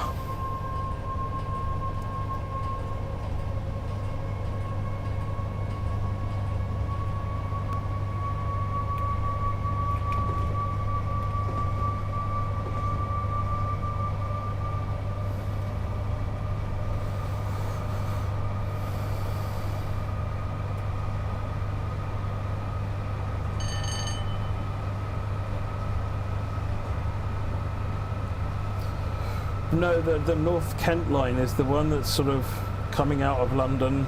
Maybe it is Lewisham to Rochester. I can't remember actually most days. My son is the expert on that area because he was looking into it. It's one that he liked to see, I think. But it did look interesting because there's multiple paths as well that it takes.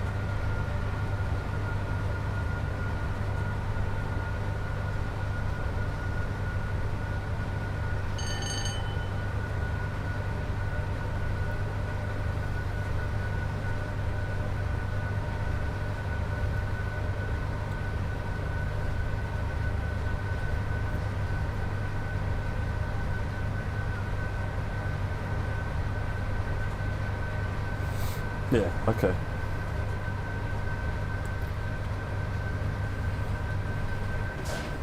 Whoops. Didn't mean to do that. Well, I'll wait for it to notch down now.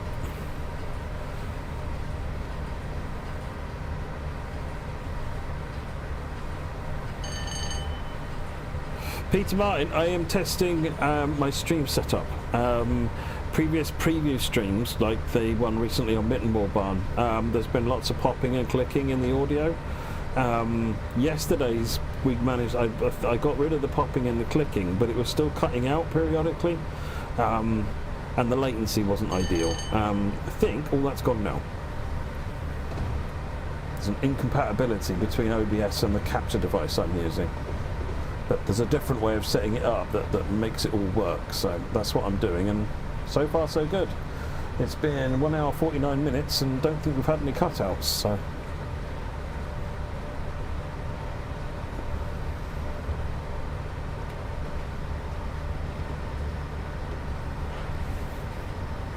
just pour some power back on then.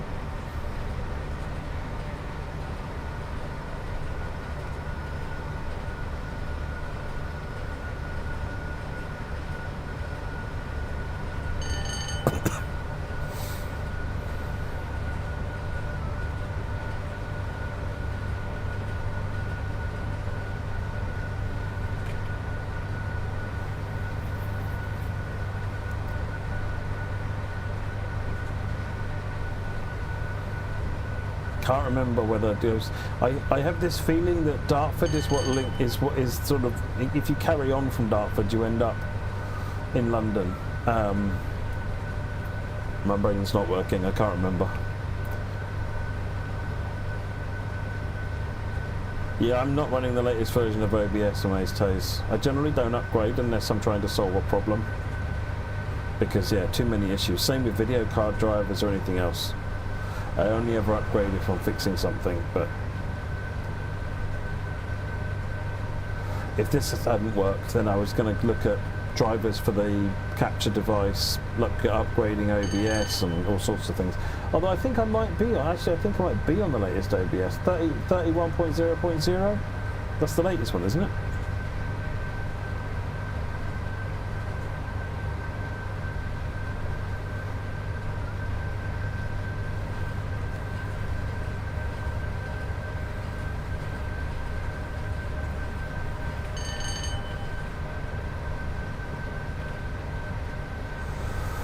Would Epic need to optimise tile handover? No, it's not a...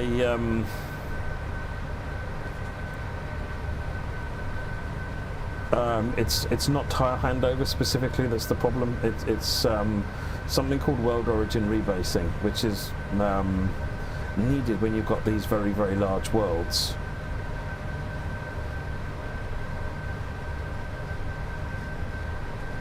I'm right on the edge of talking rubbish, so I'm going to stop there.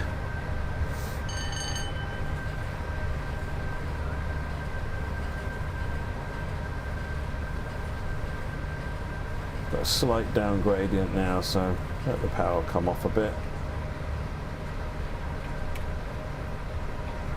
Well, mine says it's 31.0.0 on those toes, which is newer than you've got there.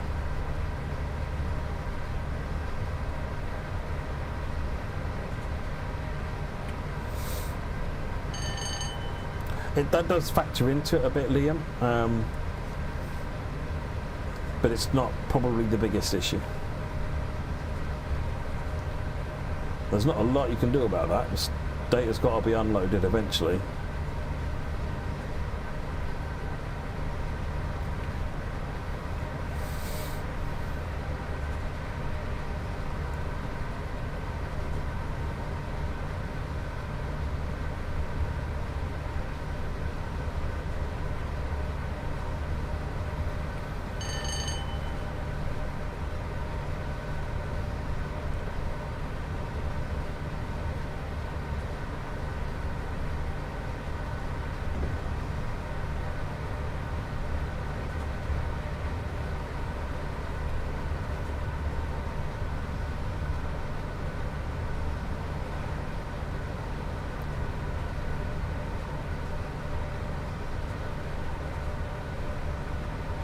I have no idea about that, Tim.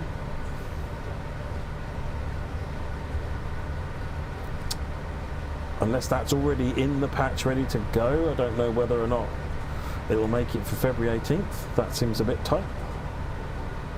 There will be a patch coming, and it will come with that. I don't know when it will come, though. I don't know whether or not the build team have agreed to that date.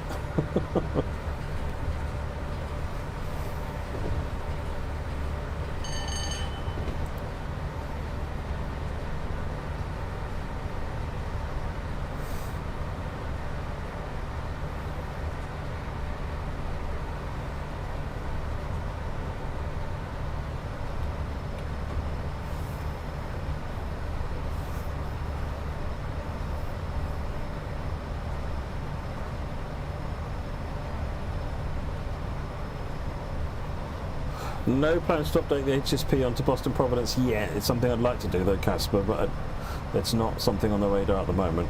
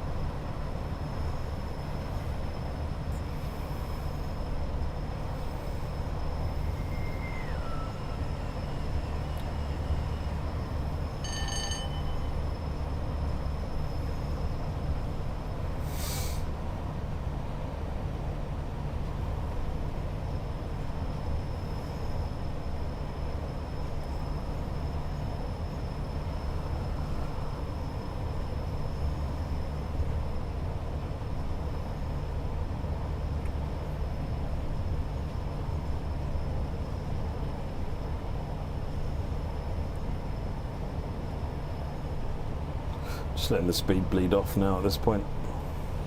Only a little while out of Oxenholm. Going uphill. Peter, I can't remember what date the 86 is, but yeah, it is coming.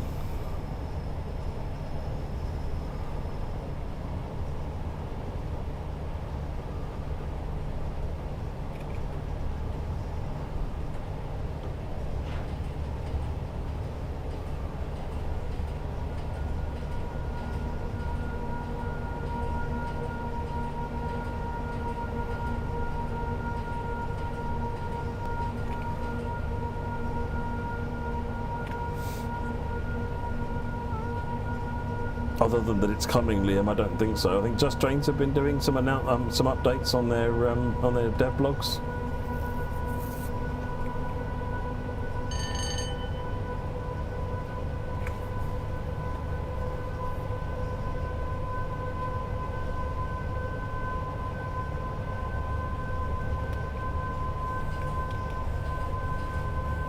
Run it down for the neutral section and the stop.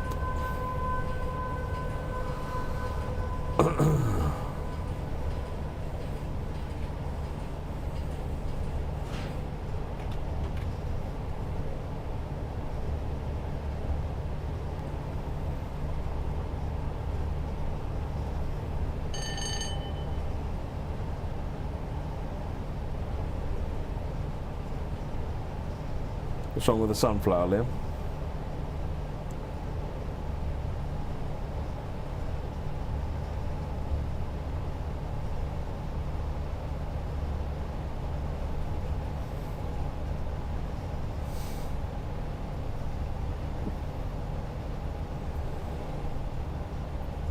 That's fine, it would go out, Liam. I'm not going against any kind of a bad signal.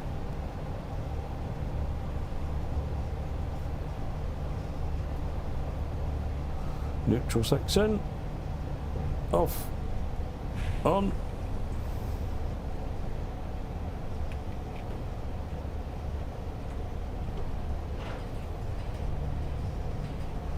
Give it a little bit more power. Get us into the station sometime today.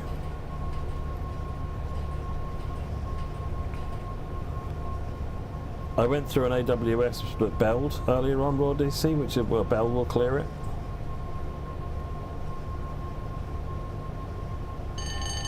Like that. AWS on means is a visual reminder that you've acknowledged a bad aspect.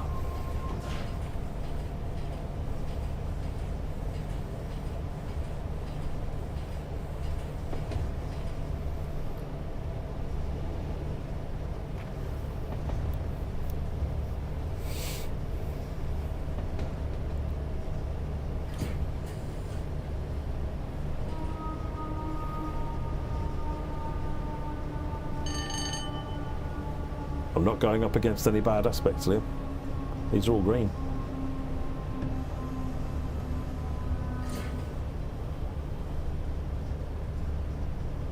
Remember, on the HUD, you can see further ahead than you would in reality, so you only ever block green, double yellow, yellow, red ahead of you. So then when you go past the green, the double yellow will become a green, you see yellow become double yellow, and so forth.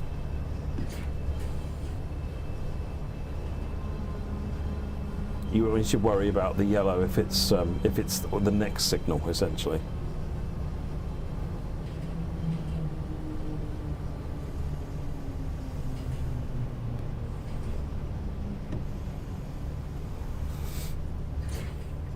Think of it as a wave in front of the train as you're going along. Effectively, you've got this wave of permission effectively going on in front of you.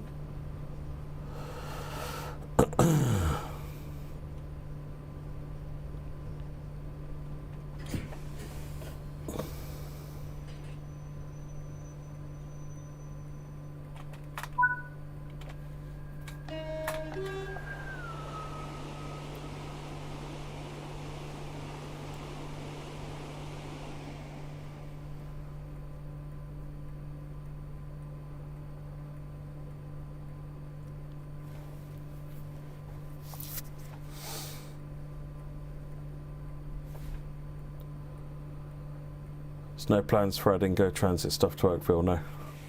I mean, there was the stuff that that Adam Lucas started a long time ago, and I started to carry on with, but again, that's in the no planned date for that at this point. And they wouldn't be the trains; they would be the Caltrain trains, because yeah, I wouldn't want to add fake Go license. At some point, I'd like to get a Go license, and that would make it harder. Penrith.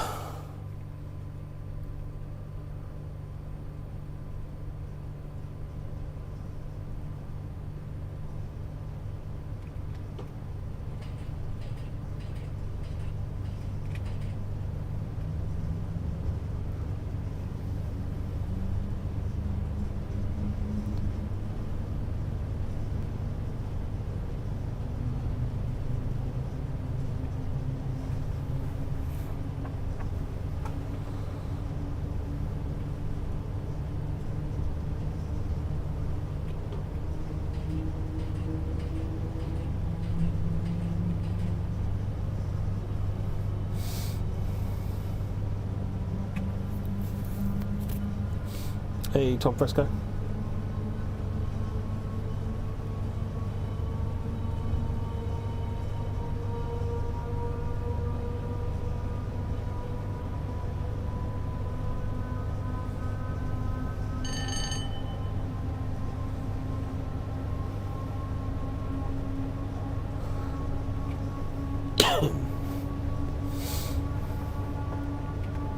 That's it, Cameron.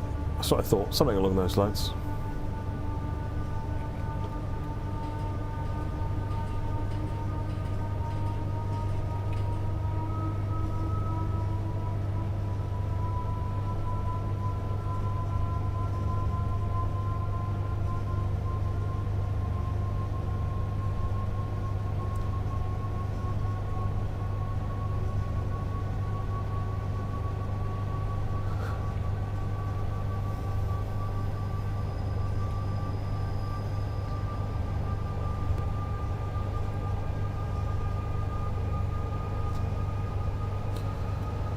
I don't know how this route has been set up, Liam.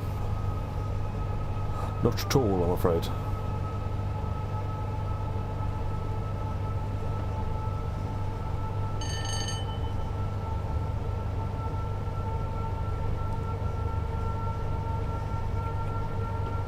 Let's keep pouring the power on. Going uphill, so need it. Boom, into Wheatfield.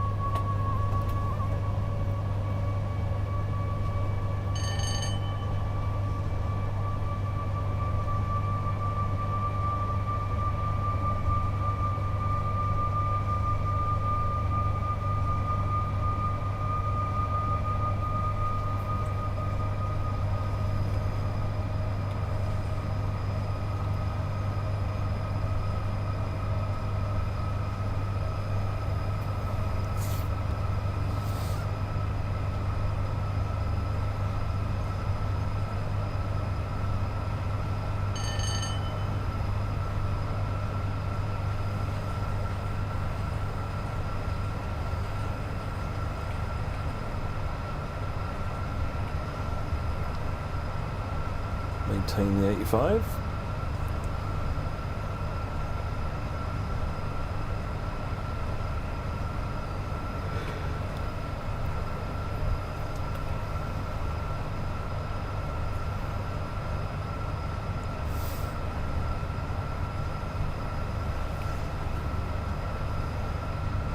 It's getting there, definitely, Casper. It's always a struggle to enhance and add to the American fleet because of difficulties getting access, but getting there slowly.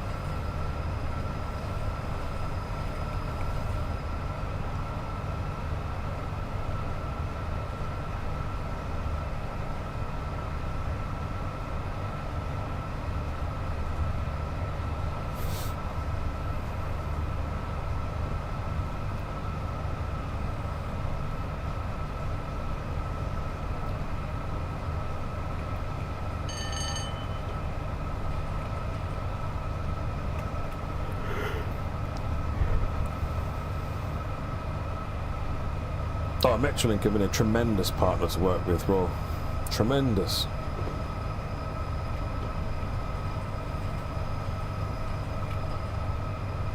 Thereabouts, yes, Liam. If you think about it, you can't have all greens all the way down the line, or no other trains could run. So that's pretty much how it would work. If you go and stand by the trackside and look at a signal, you'd see it go from red to yellow to double yellow to green as trains are coming up the line for it. Because as a driver, you can't go from red to green. So let's say, for example, you've only been clear it to a certain point. If you couldn't clear it any further for some reason, you couldn't suddenly put a double yellow in because they now need to stop. So you always need to clear it down to a red and then move that across, so that they've always got an approach down to a red, essentially.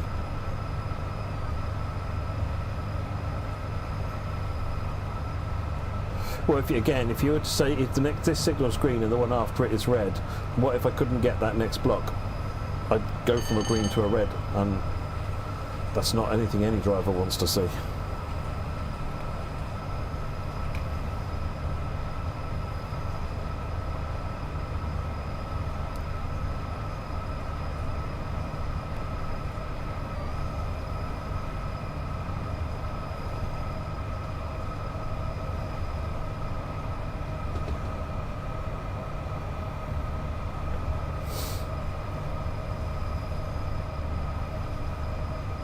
It's difficult to give information out on the player survey, Maze Taze. I'll let you ask JD about that one, or Alex, and they can squirm giving you an answer.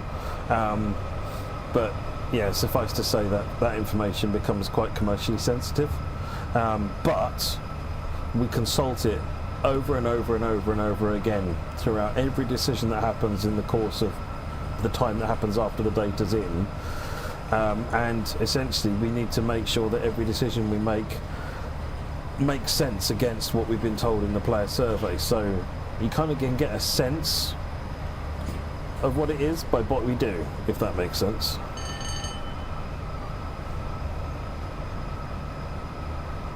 The player survey is not something we pay lip service to. It's something we consult, and everything is sense checked against the player survey at all times. We've made quite a few decisions in the past, big ones based on player survey.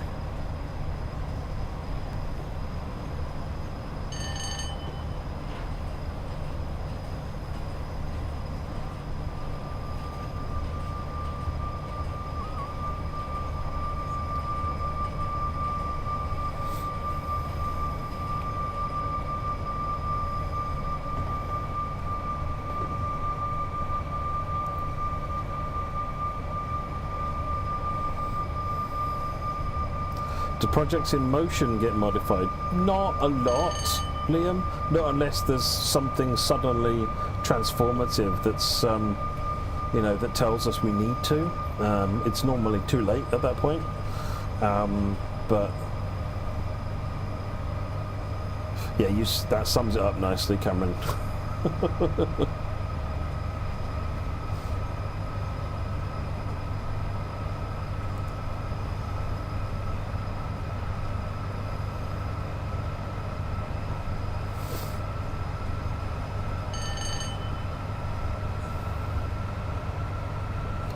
Players are fairly consistent, to be honest, Raf.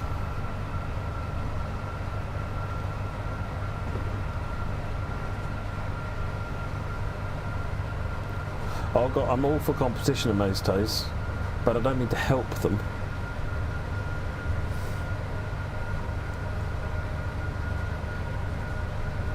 I'm fully in support of competition. I love that there are other train simulators out there.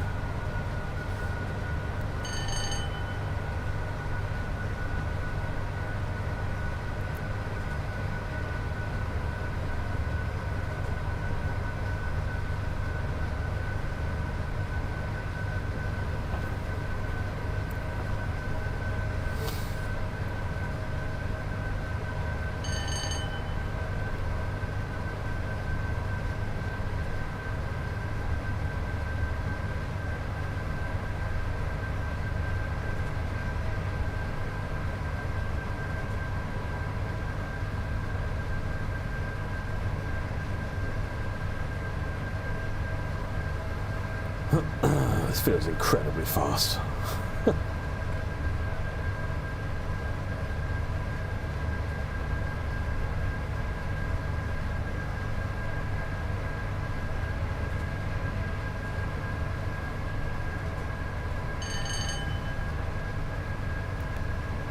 I know what you mean, Raf, and I don't disagree, but I generally don't say things like that myself because it might be seen as sour grapes in some way.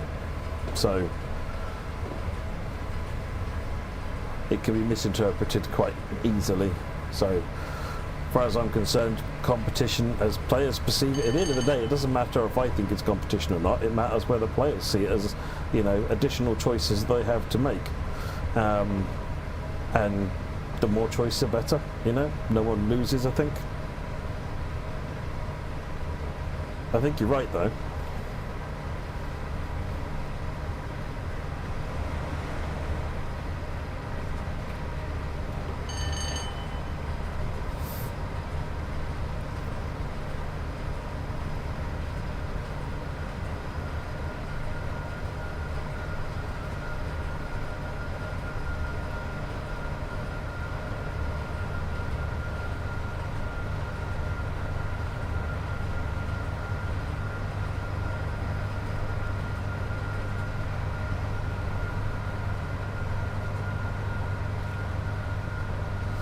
Speed it back up to the hundreds, 1.3% gradient.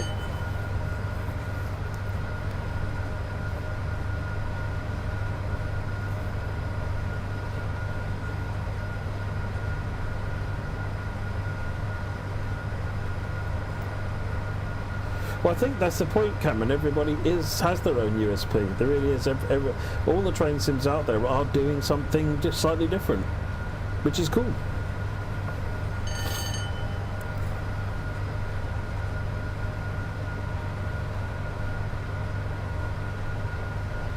Why is that, Amaze Taste? I mean, I don't quite understand your logic.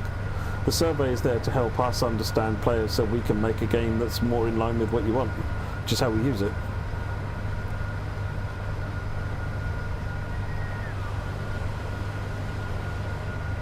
Yeah, railway rolls is something I'd like to see as well, Kieran. Conductor mode has gone down very well.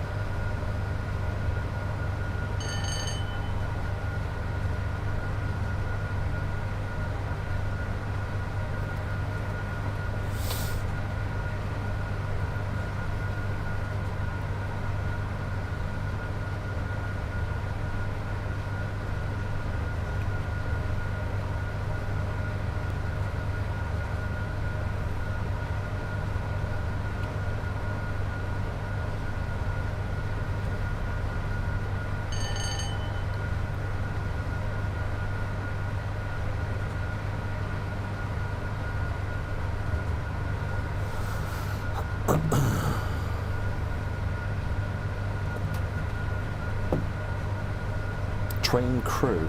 I don't think I've seen that one, Raf. Not ringing a bell.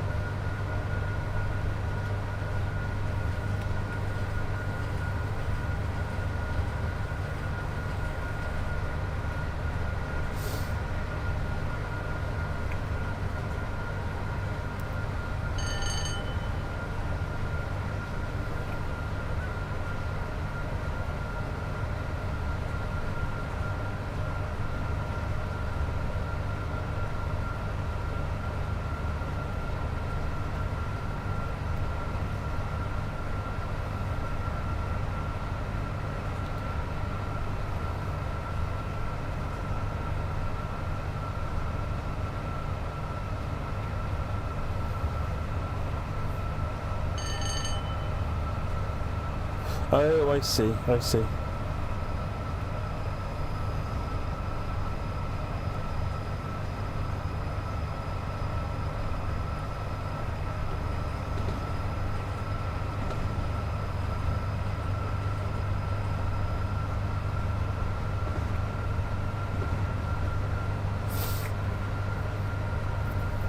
Yeah, the gameplay packs are very popular, Caspar. They take a little bit of stick on the forums, but actually there's quite a lot of people that like the additional variety that they give their favourite routes. So yeah, no, I'm a big fan of those because they're sometimes a more handy-sized project for a smaller independent developer, or just even third party of some sorts, to be able to take on. Locos and routes are very big, expensive projects to make.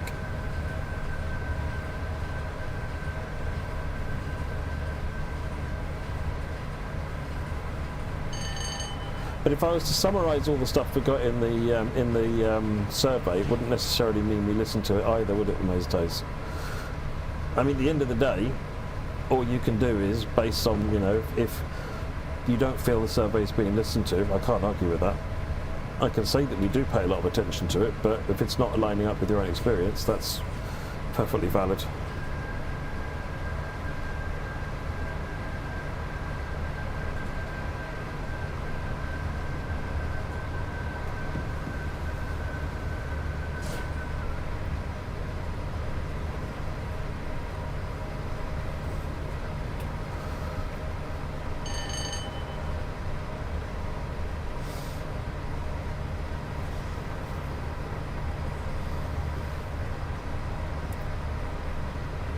Only just got on after Kids Pie. 87, Peter Evans, 87.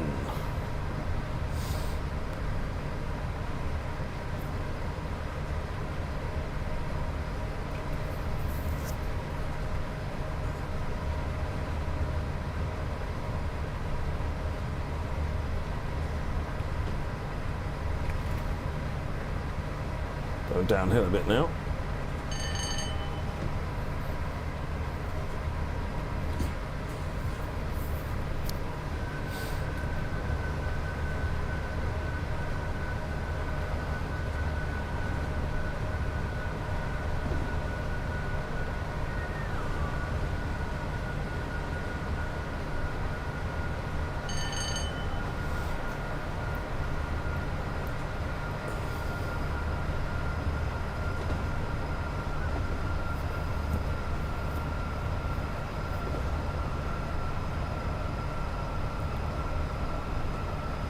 Yeah, the cargo line packs are really good. Those are really good.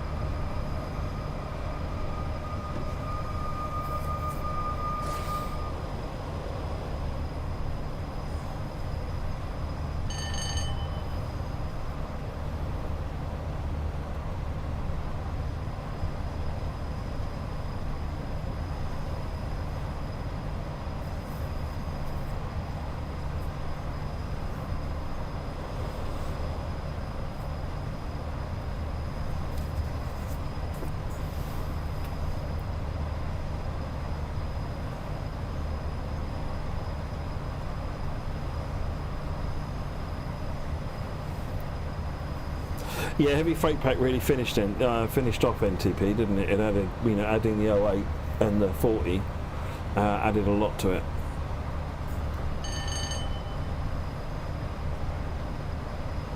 I mean, if you just throw the throttle into off without running down, essentially the biggest thing you notice is you'll get in the real cab, you get this jolt as the power suddenly cuts off. Whereas if you let it run down, it's like slowly taking your foot off, you know, slowly bringing the throttle down to zero.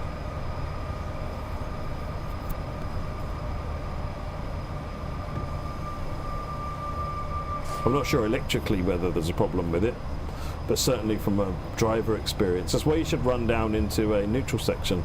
Otherwise, as soon as you hit the line off marker, again, you'll get this jolt as the power suddenly goes away, and you have to wait for it to run down before you can reapply it again.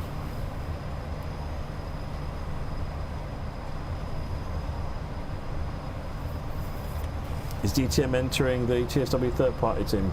I believe. I think DTM are working with High Iron, but I don't know that for sure.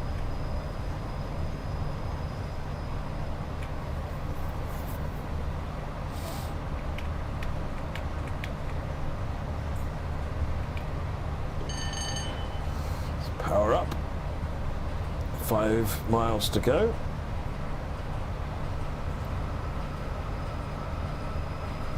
Oh, especially with the tap chains, the contacts could weld shut. Yeah, you don't want that.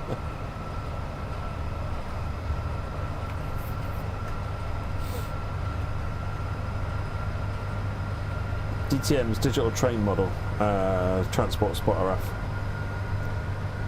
US developer in Trains Classic.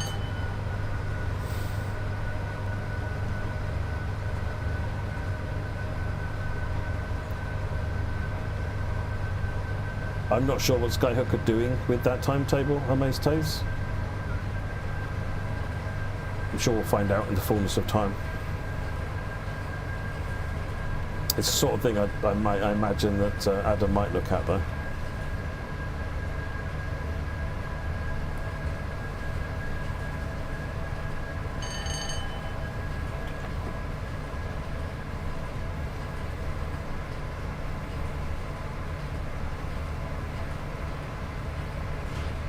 Oh, look at that. Wow.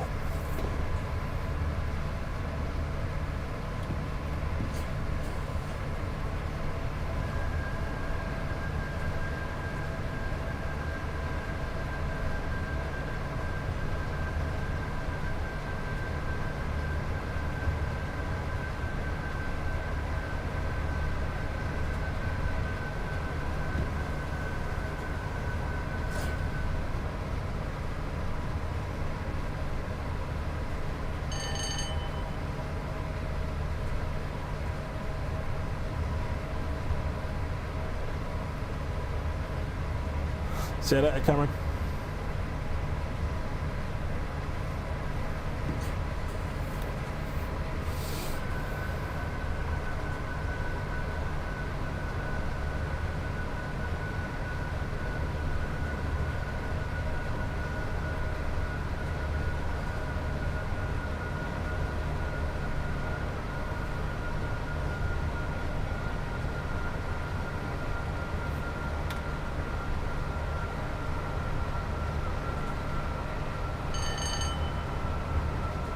Easing it down for that 75 that's coming up.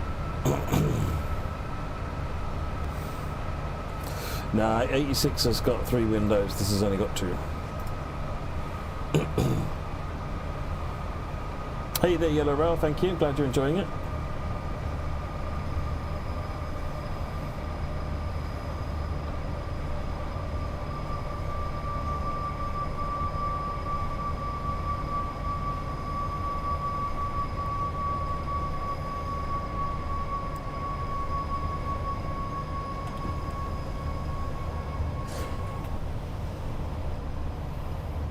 Any notable challenge or experiences working with Unreal Engine that stand out to you?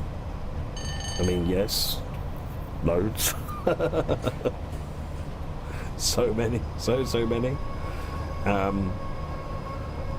the problem, I guess, its question is how relevant some of them are these days. Because obviously we started in 4.0. It's now 4.26, and the engine has changed dramatically in that time. I mean, we've had just endless threading issues.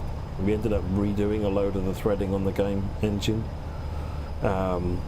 We've had world loading. I mean, when we started with Unreal 4, while Unreal supported large worlds via the tiling system, it didn't support them properly in the editor, which meant that you had to load the entire route into memory.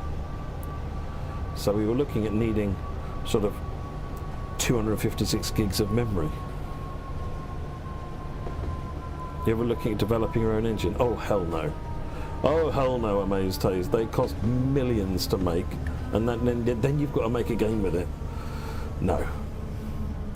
It's definitely better off in a game engine like Unity or Unreal, rather than, it's not going to be all things to all people, but making a game engine is for people with very deep pockets.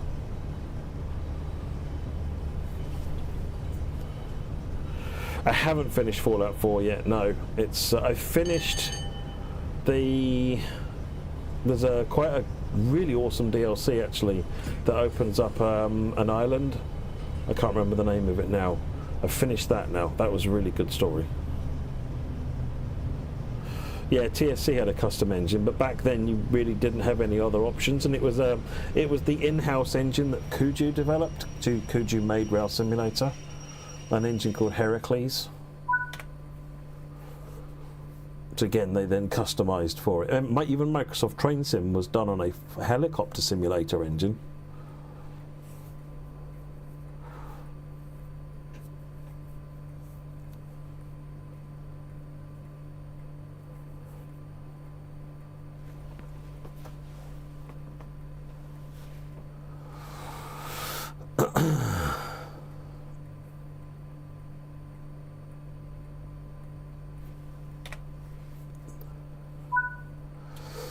Microsoft Train Simulator was done using a game engine called Simis, and Simis was originally built for a game called as an Apache helicopter simulator, also by Kuju.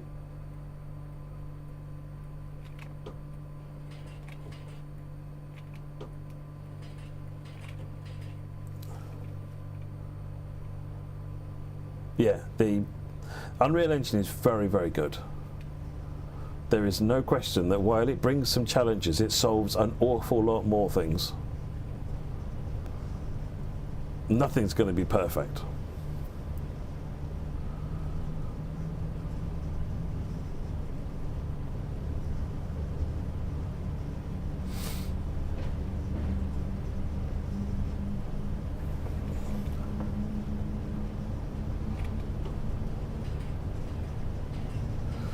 Carlisle and the end of the journey, 17 miles.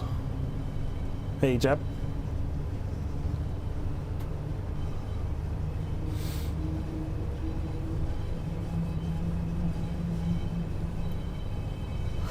Folks, don't forget to hit like, hit subscribe, and all the YouTube things.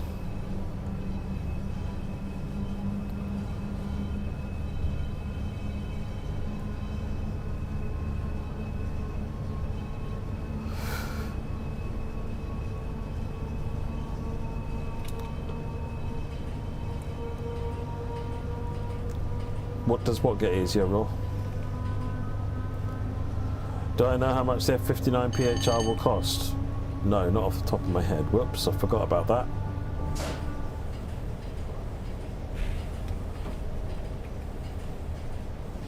It's powered up over the neutral section.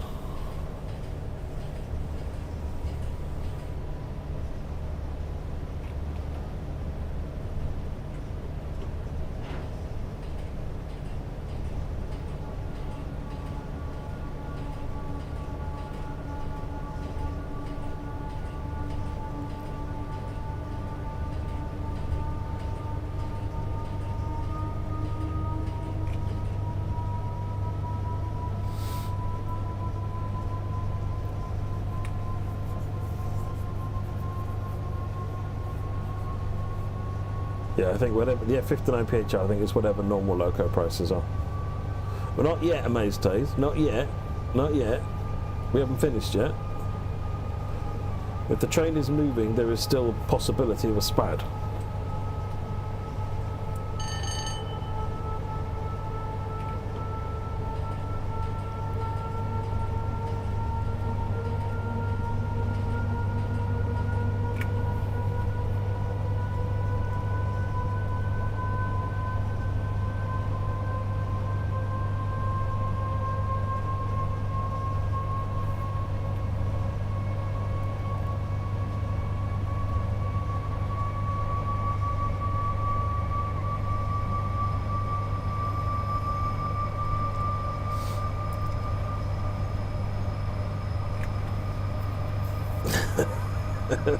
I have faith that I will screw it up. Yes, Amaze Days. I do. I shouldn't Nebworth Carlisle, that would be bad.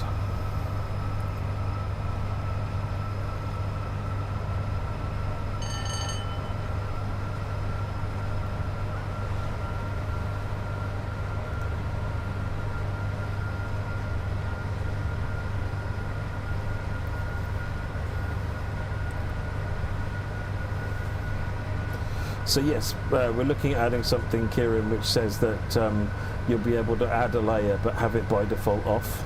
That's one of the things we want to do. So that you can add, you know, flavour layers, if you want to call them that, but have them off by default, and people players can turn them on as they want.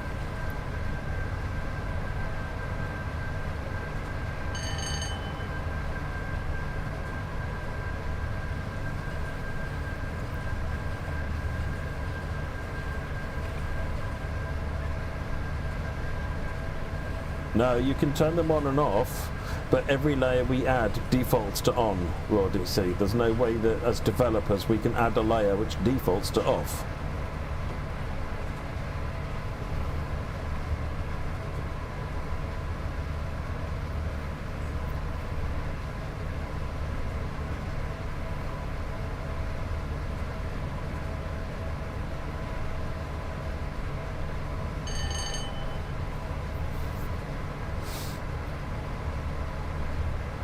Putting the dodgy politics of Musk to one side, what's everyone's thoughts on SpaceX's Starship Flight 8? You're going to be watching that? I will. Hopefully it doesn't end up with a fireworks show like 7 did.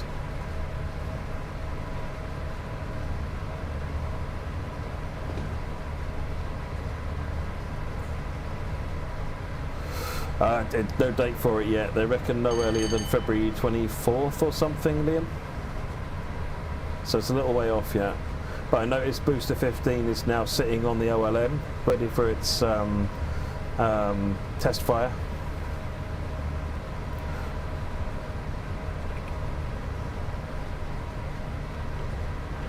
Which is a good step forward.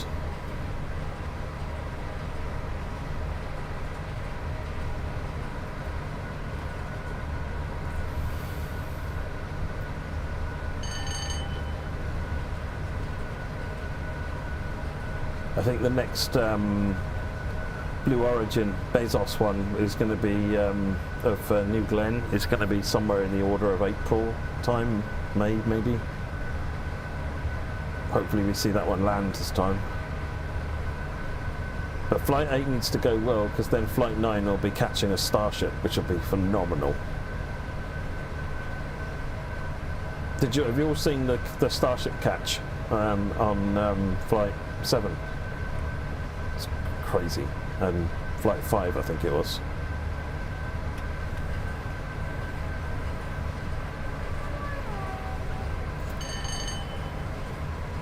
These are just test flights at the moment, Raf. These are just test flights. So at the moment they're just trying to... yes, that was it, Liam. At the moment they're just trying to get the prove the reusable tech, that the ship can go up and come down and be in a state that they can then launch it back again. They're getting much better at catching boosters. They've done 2 now, and the second one came back in a much better state than the first one. But they brought their new, what they call Block 2 design of Starship out for Flight 7, and it exploded mid-flight. So that's a step backwards somewhat.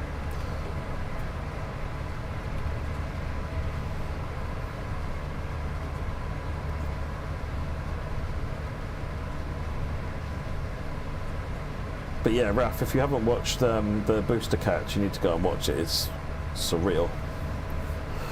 But Pad B is coming along nicely. It got its chopsticks recently. And Cape Canaveral on L36, I think it is. They're getting on with the next launch pad over there. It's going crazy. I think they've got a 4th launch pad being set up. It's nearby as well. Yeah, when you watch the video, Raf, what you have to remember is that just the booster, let alone booster plus Starship, but just the booster is like a 20-story building in size. You lose the perspective of that when you're watching it on the camera. But basically they are launching into the sky and then catching a 20-story building, which is insane. You've got to imagine who was in the meeting where they were like, so what are we going to do about this? I know, let's catch it. And everyone just, it's like that cartoon where someone gets thrown out the window.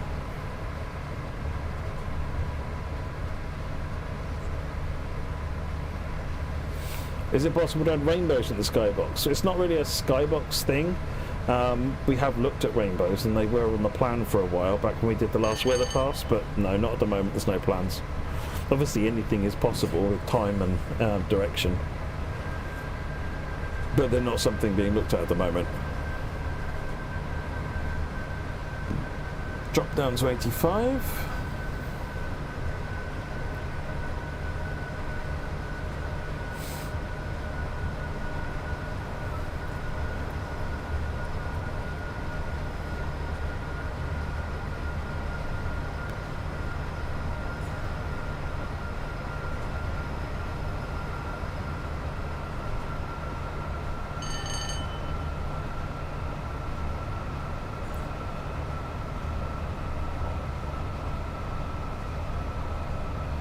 But if you watch Flight 6, RAF, there's a data, the landing of Starship over in the Indian Ocean, it's all done at daylight, so you can see the Starship come down, do its flip, and then they're just dumping it in the ocean at the moment, but you see it come down and just, land really softly before it then flips over and crashes, as it would do, because it's not properly landing.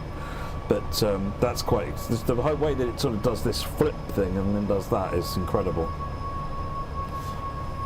Falling leaves. Some of the routes have falling leaves, Kieran. It's something I've certainly seen before. It's an art thing rather than a tech thing. LFR, there you go. LFR, is that Link Reinstrecker? Can't be Link Reinstrecker. It is. How is it Link Reinstrecker? How does that become LFR? What am I forgetting? Oh, left Rhine. Yeah, okay, fine, yeah.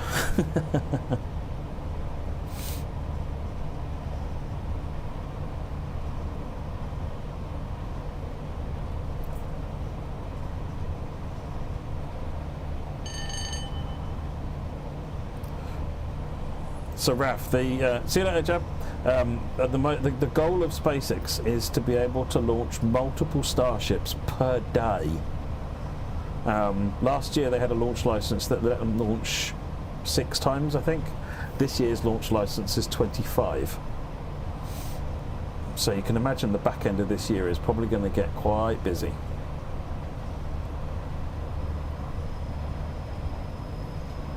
But their goal is to land on the moon. Well, actually, they're going to kind of skip the moon and just go straight to Mars.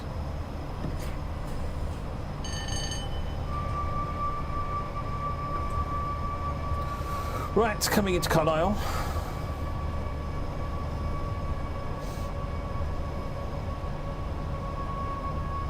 Why are they launching them so frequently, Rob? Because they want to be able to basically send a whole bunch of these things up. And send a lot of material and people to Mars.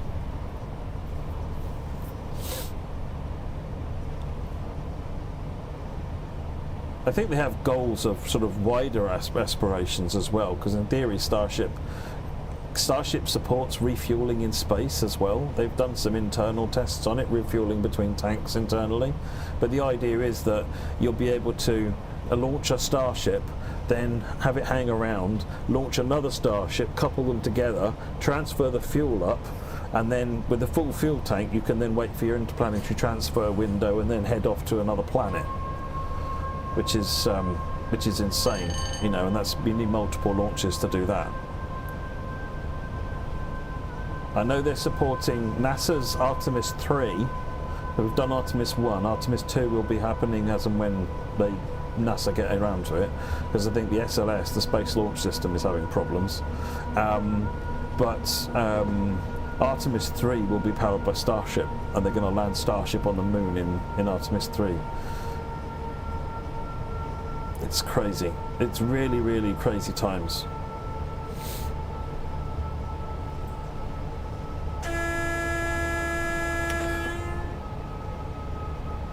See, there you go, there's your flower, because we're facing a bad signal.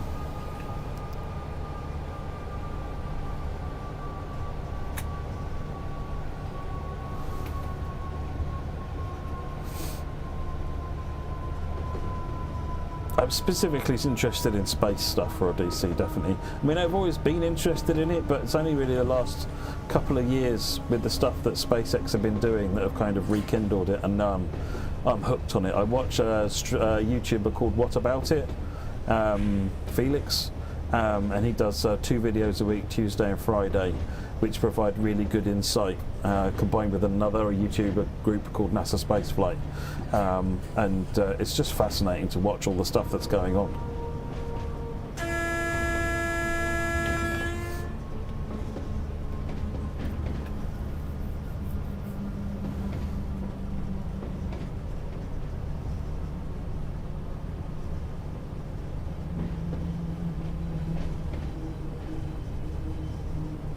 Oh, got a 40 over there.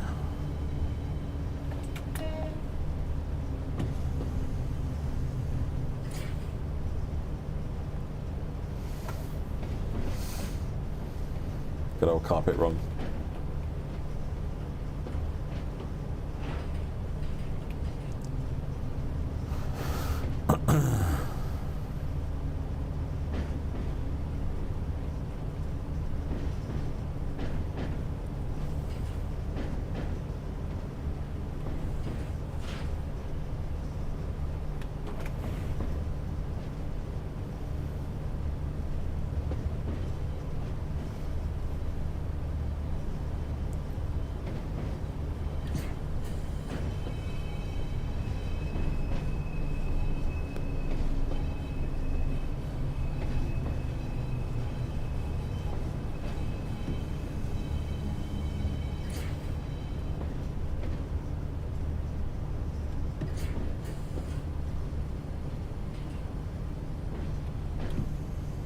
Having just driven a German route, I'm so nervous about that red light on the right hand side.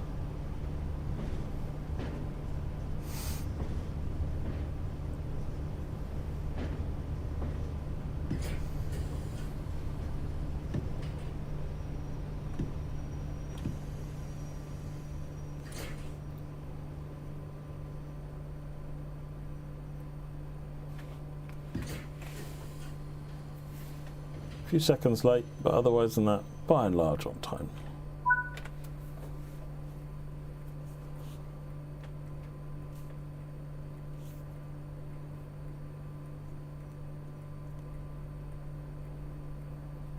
It does, Liam, because the active signal in the UK is on the left, generally. But as I was saying, I'd just been driving a German route where the active signal is on the right.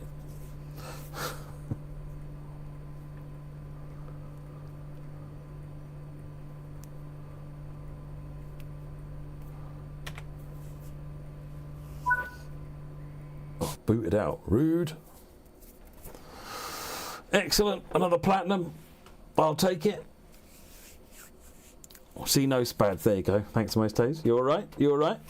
Awesome. Okay, I think that'll do for now. I'm going to go and sort some dinner out and then get on with some work this evening. I still think there's a little bit more to tweak because it was starting to get a little bit laggy at the end there. Probably not that you would have noticed, but when I was blowing the horn and or changing camera, it wasn't quite, it's like it's getting a little bit out, and I think that might be a 44k 48k thing again, so I might do a little bit more tweaking at some point during the week. Maybe we'll do another stream in the week, but I think we're 99.99999% there now, so that's good. Thank you very much, everybody. Appreciate your help, yeah, that's good. So that puts us back into a good place, and I'll try and do some more streaming. Thanks, everybody. Take care. Bye bye.